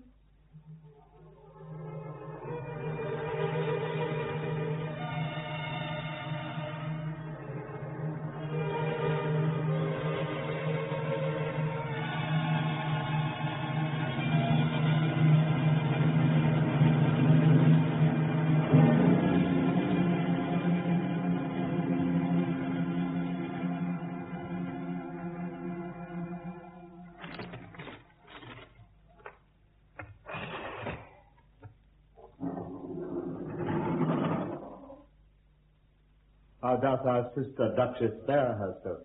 Nobly. I'll describe her. She's sad as one long used to it. She seems rather to welcome the end of misery than shun it. A behavior so noble as gives a majesty to adversity. You may discern the shape of loveliness more perfect in her tears than in her smiles. She will muse 4 hours together, and her silence, methinks, expresseth more than if she spake. Her melancholy seems to be fortified by a strange disdain. So, and this restraint, like English mastiffs that grow fierce with tying, makes her too passionately apprehend these pleasures she's kept from. Curse upon her. I no longer study in the book of another's heart. She comes. Inform her what I told you. All comfort, your grace. I will have none. Pray thee, why dost thou wrap thy poison pills in gold and sugar? Your elder brother, the Lord Ferdinand, is come to visit you, and sends you word because once he rashly made a solemn vow never to see you more. He comes of a night, and prays you gently, neither torch nor taper shine in your chamber. He will kiss your hand and reconcile himself, but for his vow he dares not see you. At his pleasure. Take hence the light. Aye, good madam.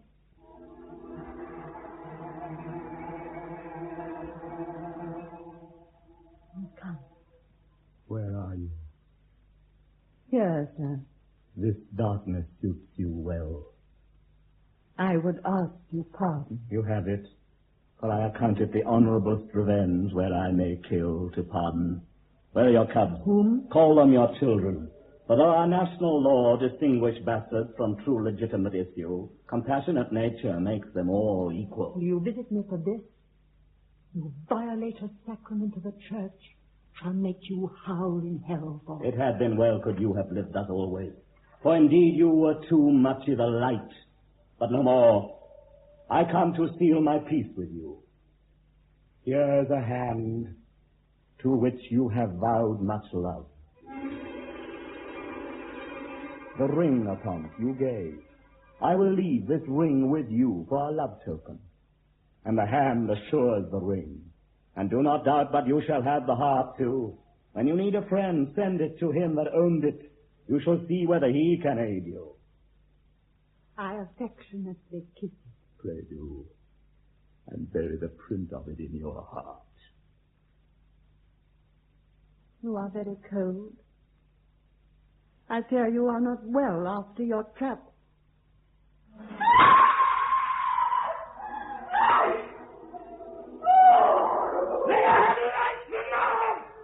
What we God be back. Let the dead man stand here. Look you, here's the piece from which 'twas ta'en. He doth present you this sad spectacle that now you know directly they are dead. Antonio and my children. Hereafter you may wisely cease to grieve for that which cannot be recovered. That is not between heaven and earth one wish I stay for after this. It wastes me more than were my picture, fashioned out of wax, struck with a magical needle, and then buried in some foul dunghill. And yon's an excellent property for a tyrant which I would account mercy. What's that? If they would bind me to that lifeless trunk and let me freeze to death. Come, you must live. That's the greatest torture souls feel in hell. In hell, that they must live and cannot die. Portia, I knew kindle thy coals again, and revive the rare and almost dead example of a loving wife. Oh, fie, despair. Remember, you are a Christian. The church enjoins fasting. I'll starve myself to death. Leave this vain sorrow. Things being at the worst begin to mend. The bee, when he has shot his sting into your hand, may then play with your eyelids. Good, comfortable fellow. Persuade a wretch that broke upon the wheel to have all his bones new set. Entreat him live to be executed again. Who must dispatch me? Come, be of comfort. I will save your life. Indeed, I have not leisure to tend so small a business. No, by my life I pity. How art a fool, then, to waste thy pity on a thing so wretched as cannot pity itself? I am full of daggers. Let me blow these vipers from me. Good madam. What are you? One that wishes you long life. I would thou wert hanged for the horrible curse thou hast given me. I shall shortly grow under the miracles of pity. I'll go pray.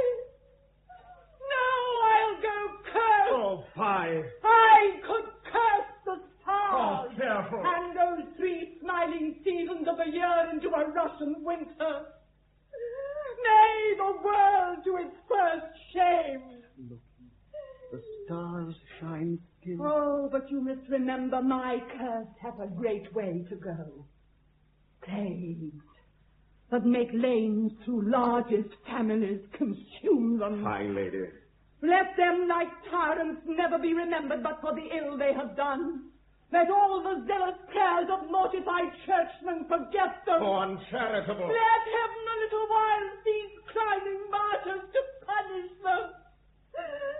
Go, howl them, Dennis. And dare I long to bleed. It is some mercy when men kill with speed. Excellence, as I would wish, she's plagued in art. These presentations are but framed in wax by the curious master of that quality, Vincentio Loriola, and she takes them for true substantial bodies. Why do you do this? To bring her to despair. Faith, end here, and go no further in your cruelty. Send her a penitential garment to put on next her delicate skin, and furnish her with beads and prayer. Damn her! That body of hers, whilst that my blood ran pure in, was more worth than that which thou wouldst comfort call a soul. I will send her masks of common courtesans, have her meat served up by bawds and ruffians, and 'cause she'll needs be mad, I am resolved to remove forth the common hospital all the mad folk, and place them near her lodging. There let them practice together, sing and dance, and act their gambols to the full of the moon. If she can sleep the better for it, let her. Your work is almost ended. Must I see her again? Yes. Never. You must. Never in mine own shape. That's forfeited by mine intelligence and this last cruel lie. When you send me next, the business shall be comfort. Very likely. Thy pity is nothing of kin to thee. Antonio lurks about Milan.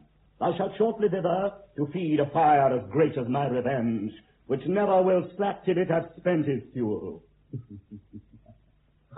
Intemperate agues make physicians cruel.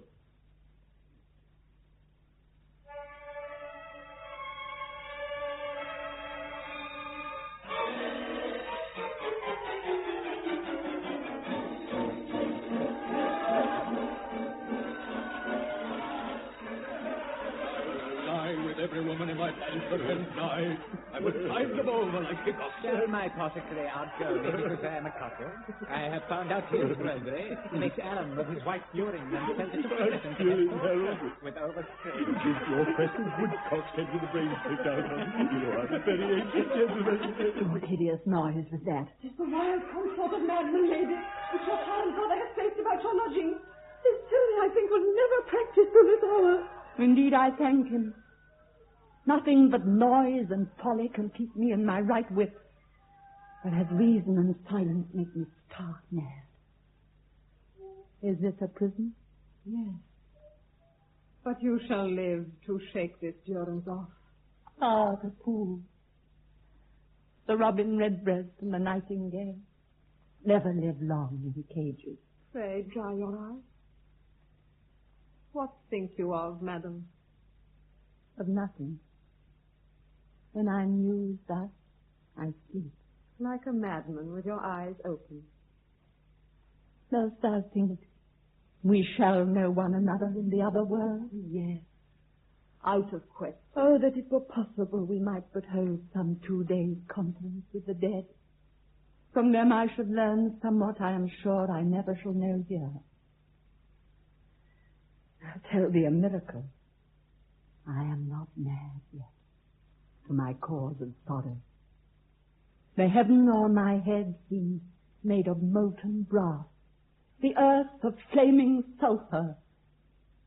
Yet I am not mad. I am acquainted with sad misery as the pan galley slave is with his oar. Necessity makes me suffer constantly, and custom makes it easy. Who do I look like now? Like to your picture in the gallery. A deal of life in show, but none in practice. Or rather, like some reverend monument whose ruins are even fitted. Anna? Madam, I'm come to tell you your brother had intended you some sport. A great physician, when the Pope was sick of a deep melancholy, presented him with several sorts of madmen, which wild object, being full of change and sport, forced him to laugh, and so the imposthume broke. The self-same cure the Duke intends on you. Let them come in. Sit, Cariola. Let them loose when you please, for I am chained to endure all your tyranny.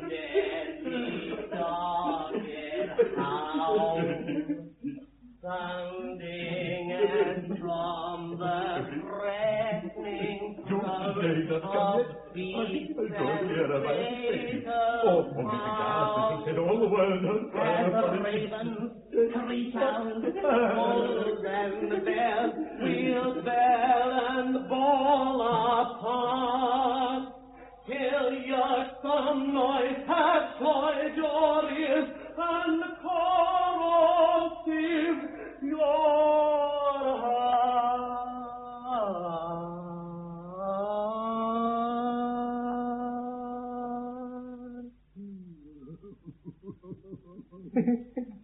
Headless and near glass house, where the devils are continually blowing up winning souls on hollow iron, and the fire never goes down. Scholars may throw their caps at me. I have made a soap boiler costume. It was my masterpiece.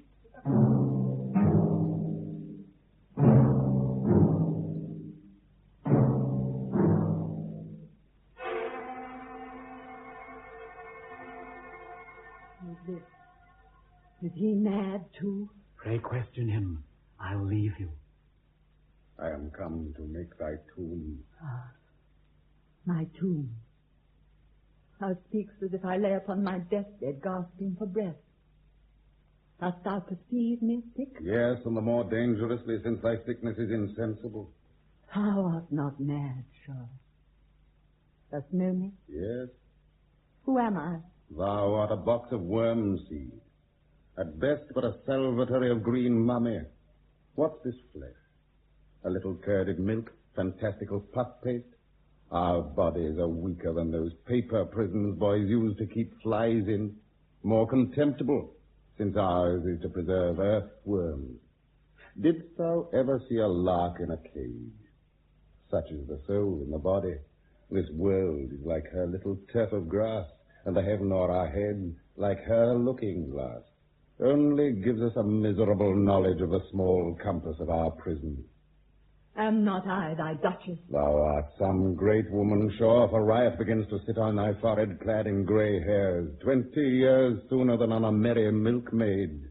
Thou sleepest worse than if a mouse should be forced to take up her lodging in a cat's ear. A little infant that breathes its teeth, should it lie with thee, would cry out as if thou wert the worst bedfellow. I am Duchess of Malfi still. That makes thy sleep so broken.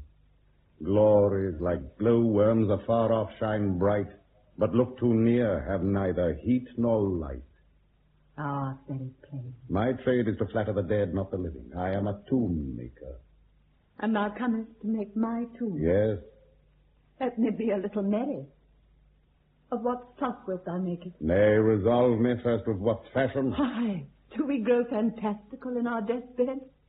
Do we affect fashion in the grave? Most ambitiously. Princes' images on their tombs do not lie as they were wont, seeming to pray up to heaven, but with their hands under their cheeks as if they died of the toothache. They are not carved with their eyes fixed upon the stars, but as their minds were wholly bent upon the world. The self-same way they seem to turn their faces. Let me know fully, therefore, the effect of this thy dismal preparation, this talk fit for a charnel. Now I shall. Bring in the coffin, cords and bell.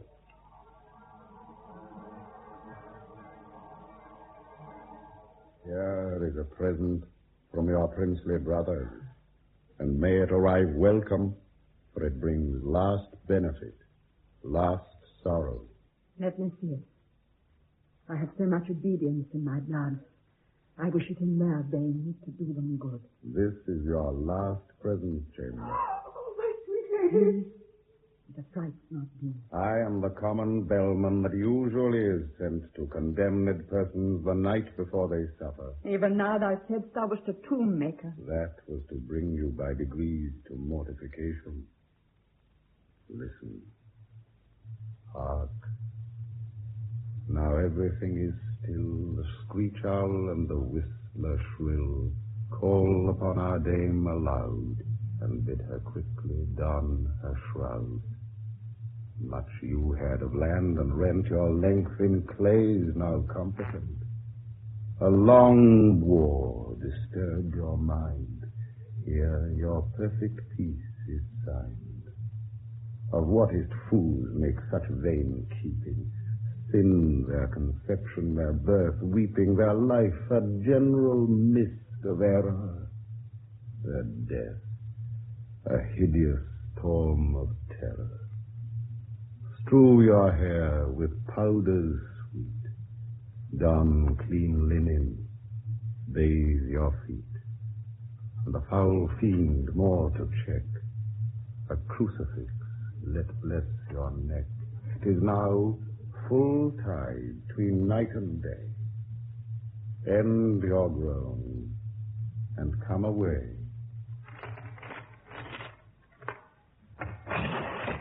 Villains! Tyrants, murderers, and that! What will you do with my lady?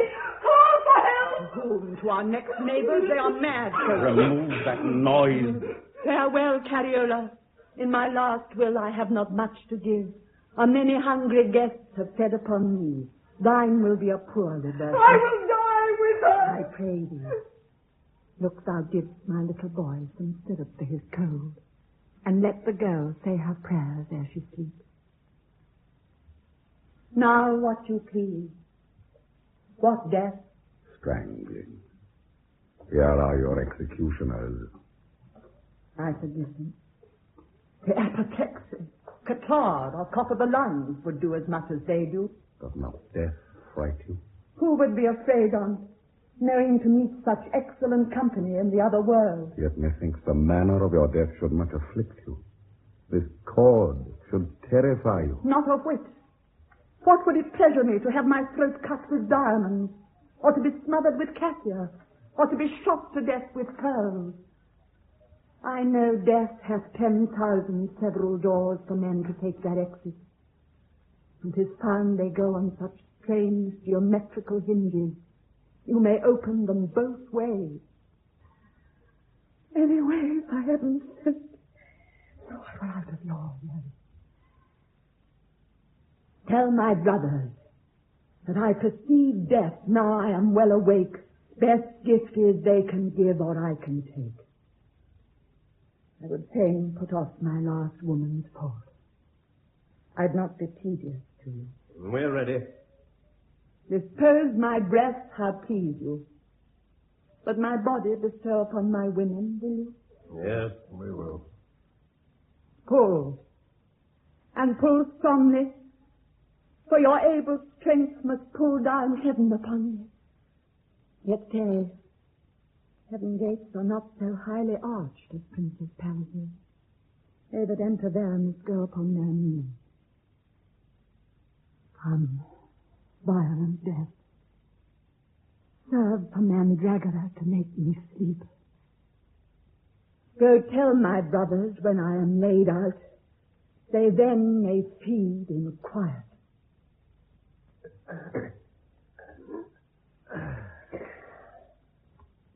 Where's the waiting woman? Fetch her. Some other go strangle the children. No! Look you there, sweet your mistress. Oh, you are damned perpetually for this. My turn is next. It was so ordered. Yes, and I'm glad you're so well prepared You for are deceived, sir. I am not prepared for it. I will not die. I will first come to my answer, know how I have offended. Come, dispatch her. You kept her counsel. Now you shall keep ours. I will not die. I must not. I am contracted to a young gentleman. Here's your wedding ring. Let me speak to the Duke. I'll discover treason to his person. Delay. Throttle her. These bites will scratch you. Please don't kill me now. I am dead. I have not been a confession these careers. When? I am quick with time. Why, then your credit pays.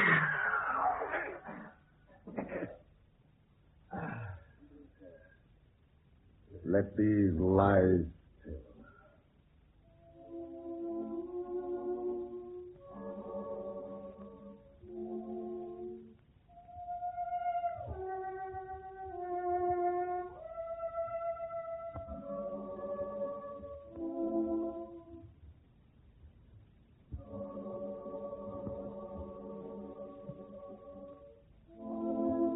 Is he dead?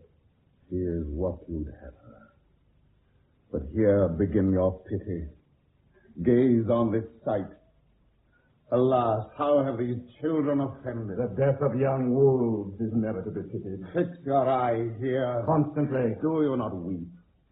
Other sins only speak. Murder shrieks out. The element of water moistens the earth, but blood flies upwards and pursues the heavens. Cover her face. Mine eyes dazzle. She died young. I think not so. Her infelicities seem to have years too many. She and I were twins. And should I die this instant, I had lived her time to a minute. It seems she was born first. You have bloodily approved the ancient truth that kindred commonly do worse agree than remote strangers. Let me see her face again. Why didst thou not pity her? What an excellent, honest man mightst thou have been if thou hadst borne her to some sanctuary, or bold in a good cause, opposed thyself with thy advanced sword above thy head between her innocence and my revenge. I bade thee, when I was distracted of my wits, go kill my dearest friend, and thou hast done it. For let me but examine well the cause. What was the meanness of her match to me? Only I must confess, I had a hope, had she continued widow, to have gained an infinite mass of treasure by her death. And what was the main cause? Her marriage. That drew a stream of gall quite through my heart. For thee, as we observe in tragedies that a good actor many times is cursed for playing a villain's part, I hate thee for it, and for my sake say thou hast done much ill well. Let me quicken your memory, for I perceive you are falling into ingratitude. I challenge the reward due to my service. I'll tell thee what I'll give thee. Do? I'll give thee a pardon for this murder. Huh? Yes, and 'tis the largest bounty I can study to do thee. By what authority didst thou execute this bloody sentence? By yours. Mine! Was I her judge? Did any ceremonial form of law doom her to not being? Did a complete jury deliver her conviction up as a court? Where shalt thou find this judgment registered unless in hell? See, like a bloody fool hast forfeited thy life, and thou shalt die for it. The offices of justice are perverted quite when one thief hangs another. Who shall dare to reveal? Oh, I'll tell thee. The wolf shall find her grave and scrape it up, not to devour the corpse, but to discover the horrid murder. You, not I, shall quake for it. Leave me! I will first receive my pension. You're a villain. When your ingratitude is judge, I am so. Oh, horror, but not the fear of him which binds the devil can prescribe man obedience. Never look upon me more! Why, fare you well. Your brother and yourself are worthy men. You have a pair of hearts, a hollow grave, rotten and rotting others. Your vengeance, like two chained bullets, still goes arm in arm. You may be brothers, but treason, like the plague, doth take much in a blood. I stand like one that long attaineth sweet and golden dream. I'm angry with myself now that I wake. Get to this unknown part of the world where I may never see thee. Let me know wherefore I should be thus neglected. Sir, I served your tyranny and rather strove to satisfy yourself than all the world. And though I loathed the evil, yet I loved you that did counsel it, and rather thought to appear a true servant than an honest man. I'll go hunt the badge of thy owl life. 'Tis a deed of darkness. He's much distracted. Half my painted honor. Why, with vain hopes our faculties retire, we seem to sweat in ice and freeze in fire. What would I do, were this to do again? I would not exchange my peace of conscience for all the wealth of Europe. Tis hers. Tis life. Return, fair soul, from darkness, and lead mine out of this sensible hell.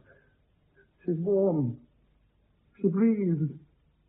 Upon my pale lips I will melt my heart to store them with fresh colour. Who's there? Some courtiers! I dare not call. So pity would destroy pity. But I, oak, and heaven in esteem to oak, that late was shut to take me up to mercy. And he? Yes, madam, he is living. The dead body you so well, but say it's statues. He is reconciled to your brother. The Pope hath wrought the atonement. Oh. She's gone again. There the cords of life broke. Oh, sacred innocence that sweetly sleeps on turtle feathers. Whilst a guilty conscience is a black register wherein is writ all our good deeds and bad, a perspective that shows us hell, that we cannot be suffered to do good when we have a mind to it. This is manly sorrow. These tears, I'm very certain, never grew in my mother's milk. My estate is shrunk below the degree of fortune. Where were these penitent fountains when she was living? Oh, they were frozen up. Here's a sight as direful to my soul as is the sword unto a wretch that hath slain his father. Come, I'll bear thee hence and execute thy last will. Let's deliver thy body to the reverend dispose of some good women. That the cruel tyrant shall not deny me. Then I'll post to Milan, where somewhat I will speedily enact worth my dejection.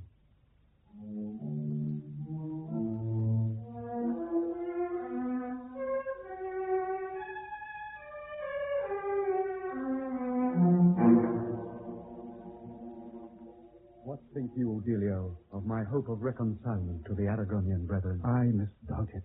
For though they have sent their letters of safe conduct for your repair to Milan, they appear but nets to entrap you.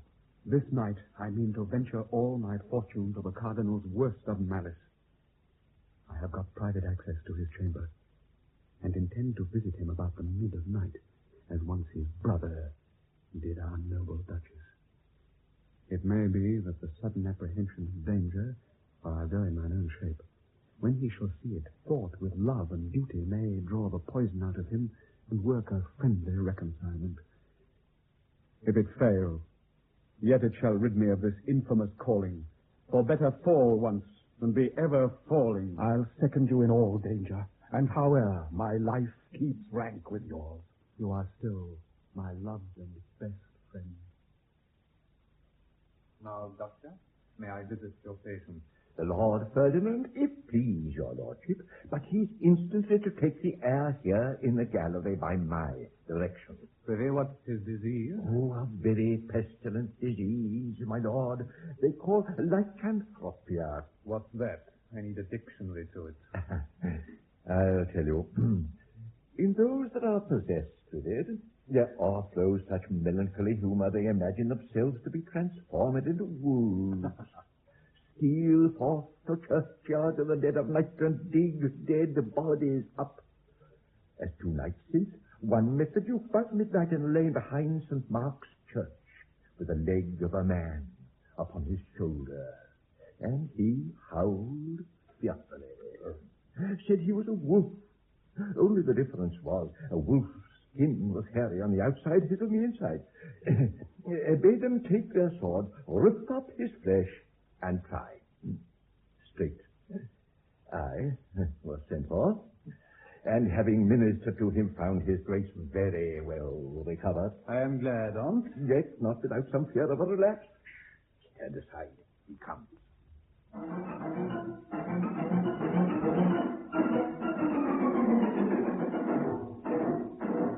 Leave me.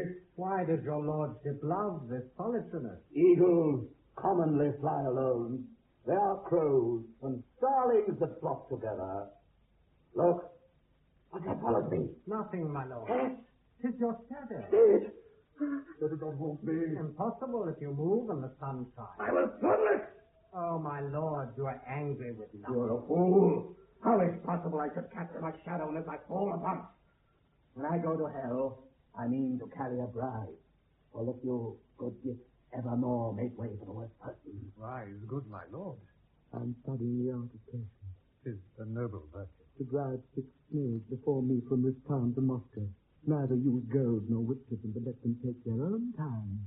The patientest man in the world. Match me for an experiment, and I'll crawl after him like a sheep bite. Force him up. Use me well. Do this.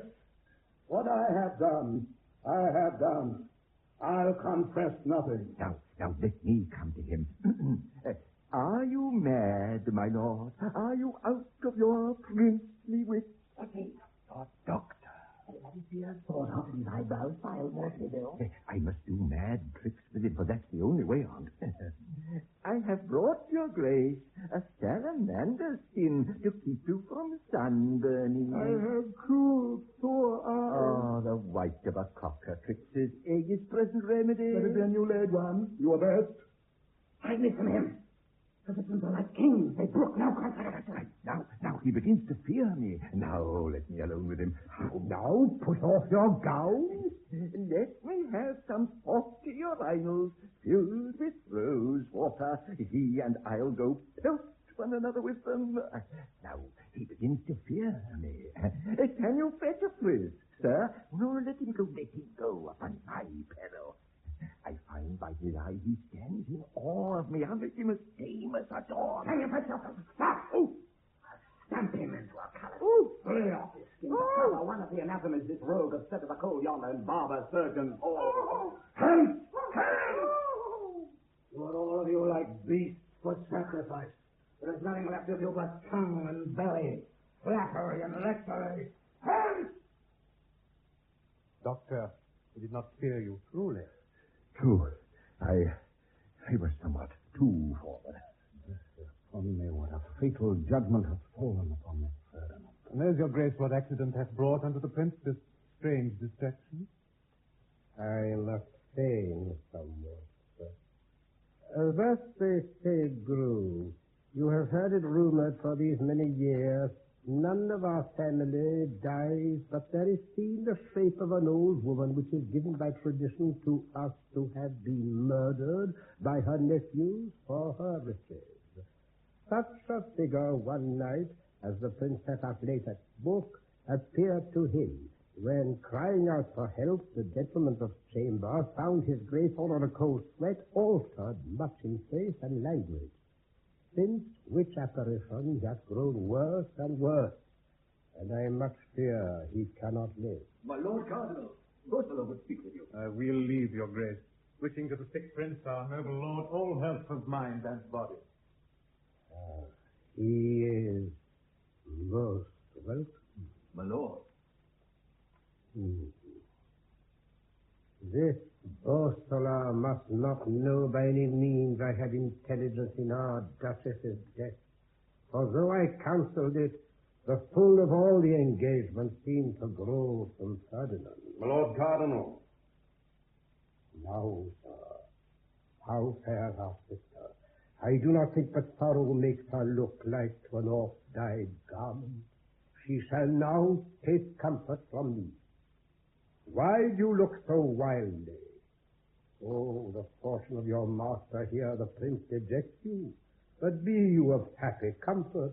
If you do one thing for me, I'll entreat, as though he had a cold tombstone or his bones, I'll make you what you would be. Anything. Give it me in a breath and let me fly to it. They that think long, small expedition win. For musing much at the end cannot begin. 'Tis thus. Antonio lurks here in Milan. Inquire him out and kill him. While he lives, our sister cannot marry. And I have thought of an excellent match for her. Do this, and style me thy advancement. Well, I'll not freeze the business. I would see that wretched thing Antonio above all sights of the world. Oh, and be happy. This fellow doth breathe basilisk in his eyes. He's nothing else but murder. Yet he seems not to have notice of the Duchess' death. It is cunning. I must follow his example. There can be no surer way to trace than that of an old fox. Oh, sir, you are well met. Hello? Nay, the doors are fast enough. Now, sir, I will make you confess your treachery. Treachery? Yes. Confess to me which of my women 'twas you hired to put love powder into my drink. Love powder? Yes, when I was at Malfi. Why should I fall in love with such a free self?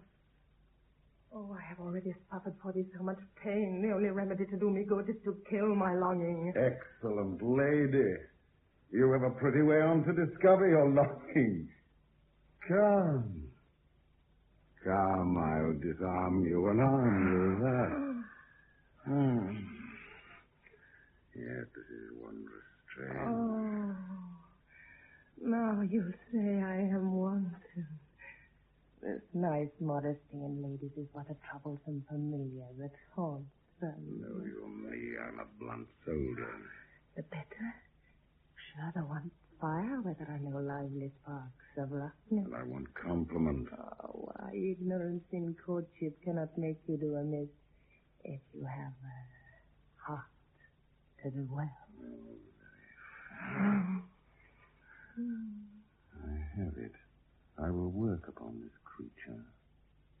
Let us grow most amorously someday.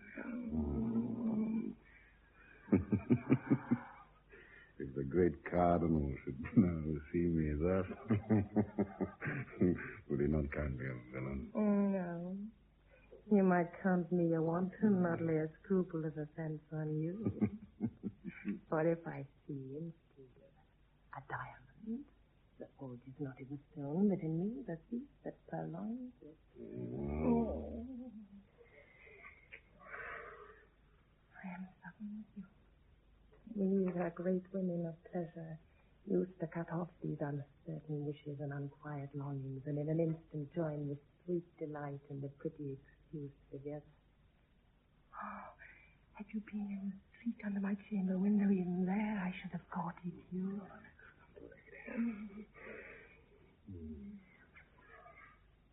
Bid me do so much for you presently, to express I love you. I will.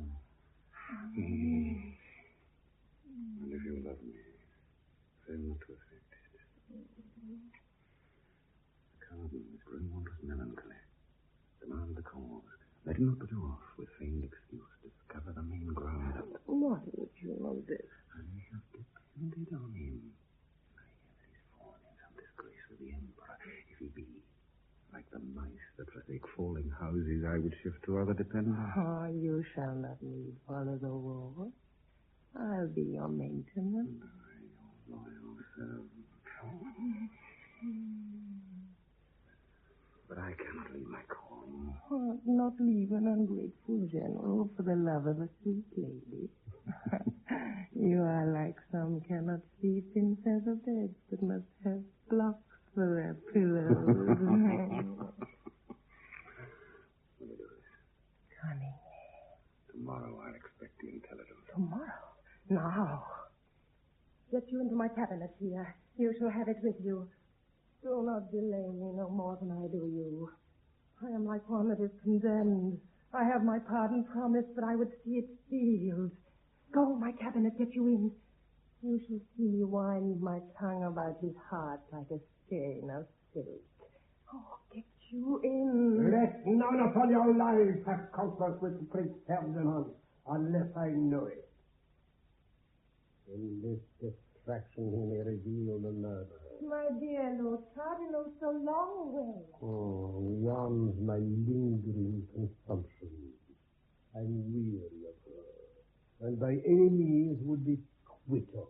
Oh, no, my lord. What ails you? Nothing. Oh, you are much altered. Come, I must be your secretary and remove this lead from off your bosom. What's the matter? I may not tell you. Are you so far in love with sorrow you cannot part with part of it? Or think you I cannot love your grace when you are sad as well as merry? Or do you suspect I that have been a secret to your heart these many winters cannot be the same unto your tongue? Satisfy thy longing. The only way to make thee keep my counsel is not to tell thee.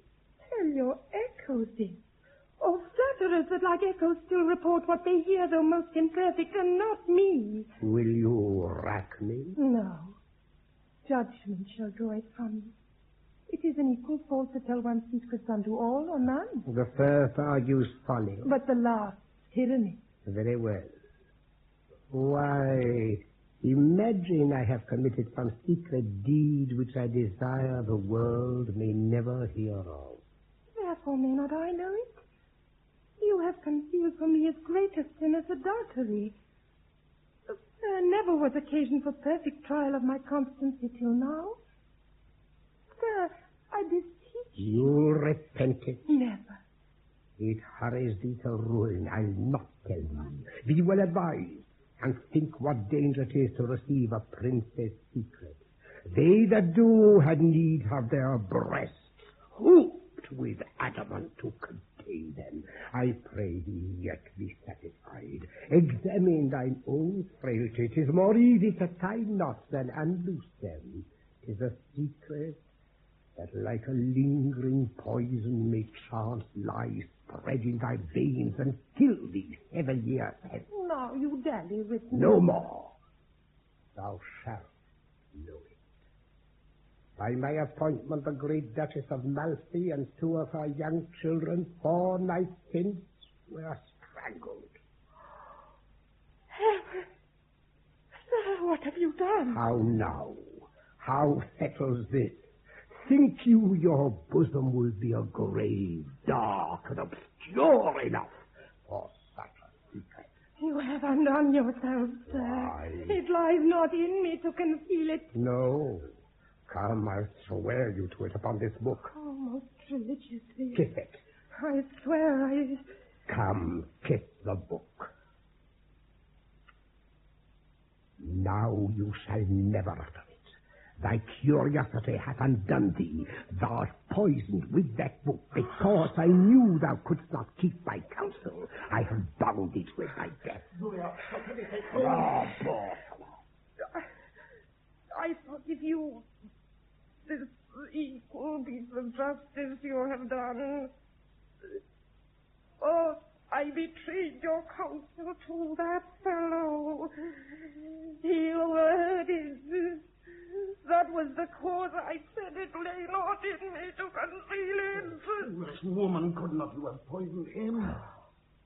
Tis weakness too much to consider what should have been done. I go. I know not whither.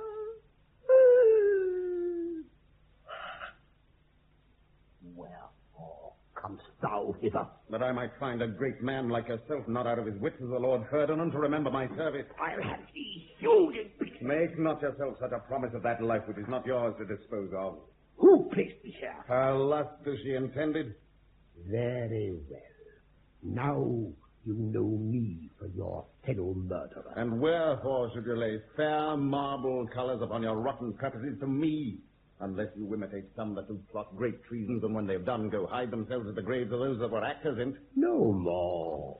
There is a fortune attends me. Shall I go suit of fortune any longer? 'Tis the fool's pilgrimage. I have honours in store for thee. There are many ways that conduct to seeming honour, and some of them very dirty. Oh, throw to the devil thy melancholy. The fire burns well. What need we keep a stirring of it and make a greater smother?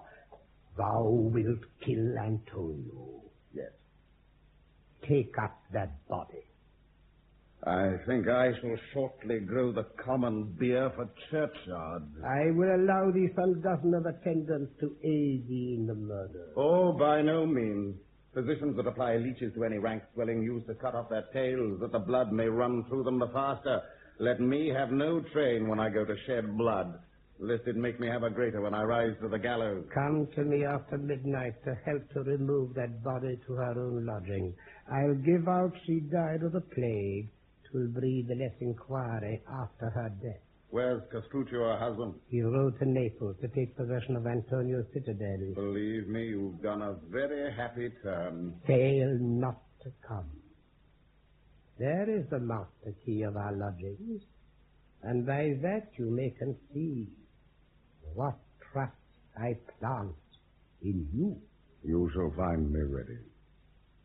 Oh, poor Antonio. Though nothing be so needful to thy estate as pity, yet I find nothing so dangerous. I must look to my footing. In such slippery ice pavements, men have need to be frost-nailed well. They may break their necks out. Well, good Antonio, I'll seek thee out, and all my care shall be to put thee into safety from the reach of those most cruel biters that have got some of thy blood already. It may be I'll join with thee in a most just revenge. The weakest arm is strong enough that strikes with the sword of justice.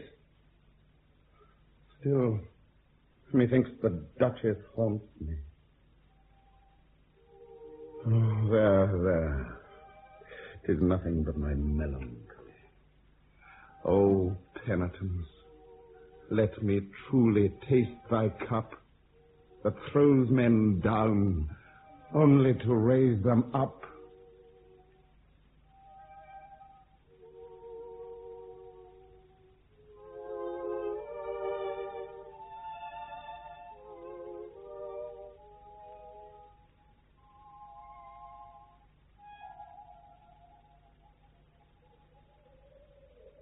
Yon's the Cardinal's window.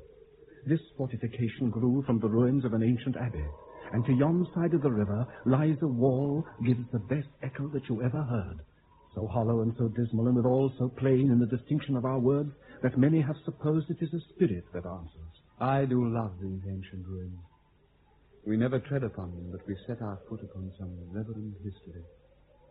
And questionless, here in this open court, which now lies naked to the injuries of stormy weather, some men lying interred loved the church so well, and gave so largely to it, they thought it should have canopied their bones till doomsday. But all things have their end. Churches and cities, which have diseases like to men, must have like death that we have. Now the echo hath caught you. It groaned, methought, and gave a very deadly accent. I told you 'twas a pretty one. You may make it a huntsman, or a falconer, a musician, or a thing of sorrow. A thing of sorrow. Aye, sure, that suits it best. That 'Tis very like my wife's voice. Nay, let us talk no further on't. I would not have you go to the Cardinal's tonight. Do not. Wisdom doth not more moderate wasting sorrow than time. Take time for't. Be mindful of thy safety. Necessity compels me. Make scrutiny throughout the passages of your own life. You'll find it impossible to fly your fate. Hark, the dead stones seem to have pity on you and give you good counsel. Echo, I will not talk with thee, for thou art a dead thing. My Duchess is asleep now, and her little ones, I hope, sweetly. Oh, heaven, shall I never see her more? I marked not one repetition of the echo but that. And on a sudden, a clear light presented me a face folded in sorrow. Your fancy merely. Come, I'll be out of this ague. For to live thus is not indeed to live. It is a mockery and abuse of life. I will not henceforth save myself by halves. Lose all or nothing. Your own virtue save you. I'll fetch your eldest son and second you. It may be that the sight of his own blood spread in so sweet a figure may beget the more compassion. However, fare you well. Though in our miseries fortune have a part, yet in our noble sufferings she hath none. Contempt of pain, that we may call our own.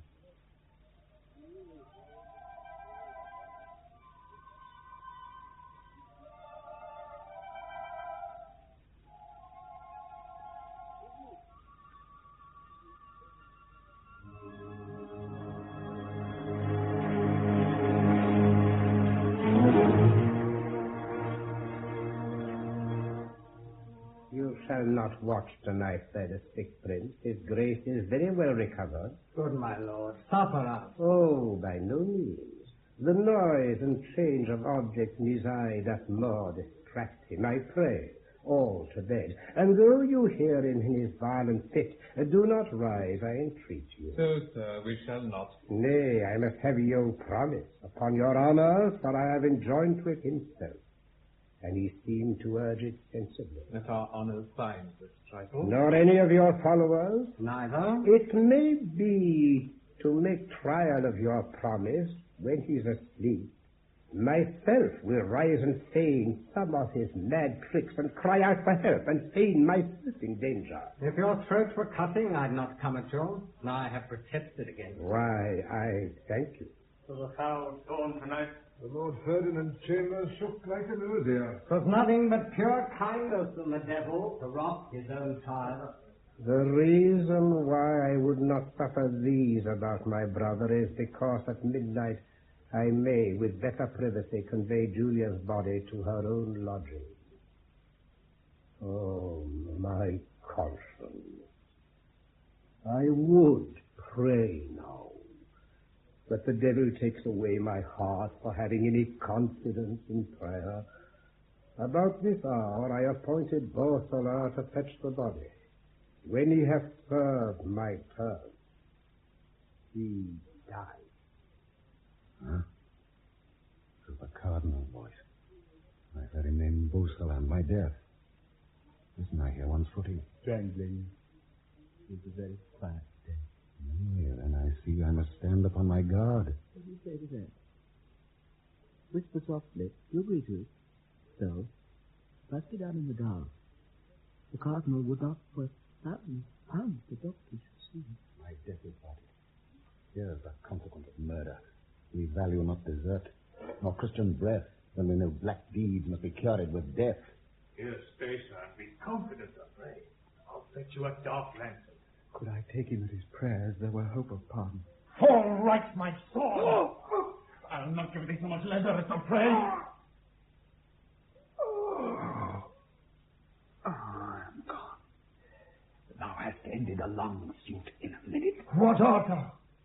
A most wretched thing, that only have thy benefit in death to appear my soul. Where are you, sir? Very near my home. Bosola. Oh, misfortune. Mother, I pity thou deadest. Antonio, the man I would have saved but mine own life. Oh, we're merely the stars, tennis balls.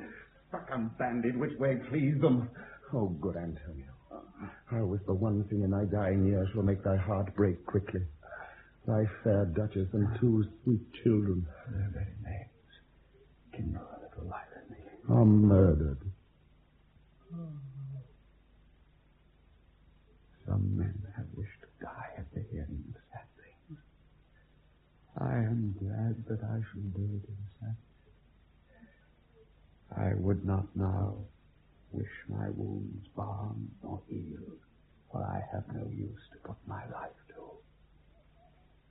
In all our quest of greatness, like wanton boys whose pastime is their care, we follow after bubbles blown in the air. Pleasure of life, what is?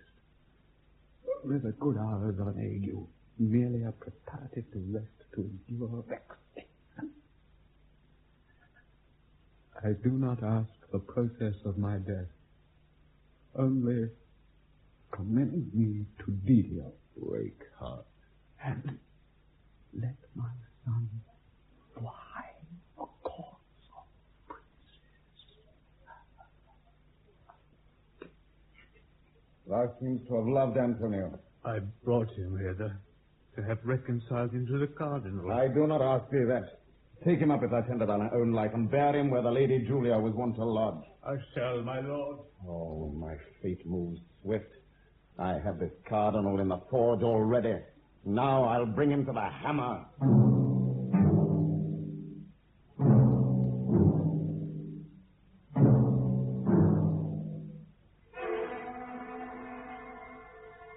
I am puzzled in a question about hell. He says in hell there's one material fire, and yet it shall not burn all men alike. Lay him by.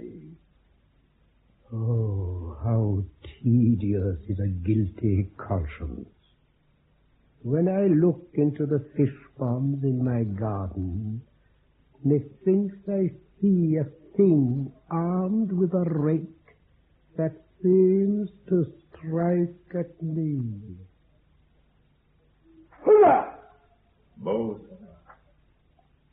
Now art thou come. Thou look'st darkly. There sits in thy face some great determination mixed with some fear. But it lightens into action. I am come to kill thee. Hey! Aga! Started you down out of thy howling. Hold! And I will safely divide revenues with thee. Thy prayers and proffers are both unseasonable. Hey, for what? We are betrayed. I can find your place. I'll suffer your retreat to Julia's chamber, but no further. Hey! We are betrayed! Hey! We are betrayed! Listen, what noise? My Duke comes to rescue! Oh, fire upon his contemplating. Why, it is not the Cardinal. Yes, is he? I'll see him hanged ere I go down to him. There's a blast upon me! I am perfect! I am lost! I am for the rescue! He does this pretty well, but it will not serve to laugh me out of mine honor. You will not fall so loud then. Oh, come, let's go to sleep. He told us that much beforehand. He wished you should not come at him, but believed. The accent of the voice sounds not in jest. I'll down to him, howsoever, and with vengeance force open the doors. Let's follow him aloof, and note how the Cardinal will laugh at him. What cause hast thou to pursue my life? Look there. I told you. Slain by my hand unwittingly. Pray and be sudden. When thou killest thy sister, thou tookst from justice her most equal balance and left her naught but us. Oh, master! Now it seems thy greatness is only outward, for thou fallest faster of thyself than calamity can drive thee. I'll waste no longer time. Back! Oh, certainly. Again! Shall I die like a leverett without any resistance? Help! Help! Help! I'm fled! You allow them! Give me a fresh horse! Rally the bone scar or the day is lost! Yield! I will give you the honor of arms. Shake my sword over you. Will you yield? Ask me! I am your brother. Devil! My brother fights upon the adverse party. There flies your ransom! I suffer now for what I honor him. Sorrow is held, the eldest child of sin. I am hurt. Now, you brave fellows. Caesar's fortune was harder than Pompey's. Caesar died in the arms of prosperity, Pompey at the feet of disgrace. You both died in the field. The pain's nothing. Pain many times is taken away with the apprehension of greater. As the toothache with the sight of the barber that comes to pull it out. That's philosophy for you. Now my revenge is perfect. Think how main cause of my undoing. The last part of my life has done me best service. Give me some wet hay. I'm broken-winded. I do account this world was a dog kennel. I will vault credit and affect high pleasures beyond death. My sister, oh, my sister. There's the cause of it. Whether we fall by ambition, blood, or lust, like diamonds we are cut with our own dust. Thou hast thy payment too. Yes, I hold my weary soul in my teeth. It is ready to part from me. I do glory that thou, which stoodst like a huge pyramid, begun upon a large and ample base, shalt end in a little point, a kind of nothing. How now, my lord? Oh, sad Revenge for the Duchess of Malfi, murdered by the Aragonian brethren. For Antonio slain by this hand. For lustful Julia poisoned by this man. And lastly, for myself, that was an actor in the main of all, much against mine own good nature.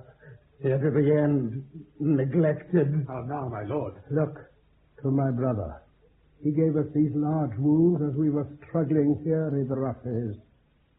And now, I pray, let me be laid by. And never ought.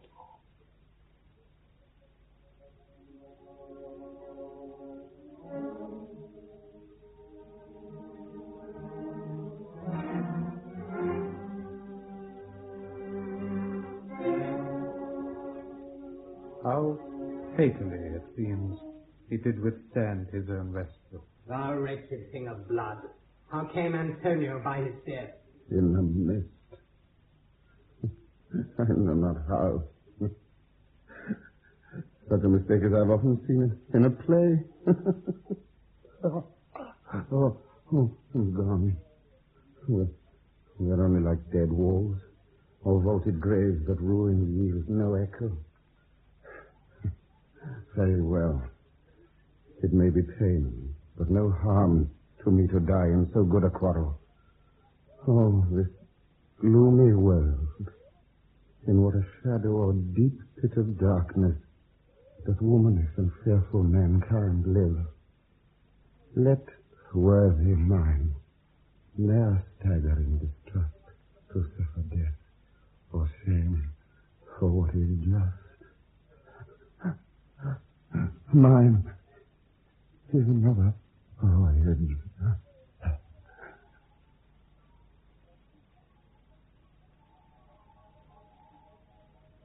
The noble Delio, as I came to the palace, told me of Antonio's being here, and showed me a pretty gentleman, his son and heir.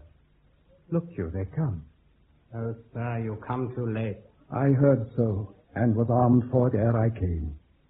Let us make noble use of this great ruin, and join all our force to establish this young, hopeful gentleman in his mother's right. These wretched, eminent things leave no more fame behind them than should one fall in a frost and leave his print in snow. As soon as the sun shines, it ever melts both form and matter. I have ever thought, nature doth nothing so great for great men as when she's pleased to make them lords of truth. Integrity of life is fame's best friend, which nobly, beyond death, shall crown the end.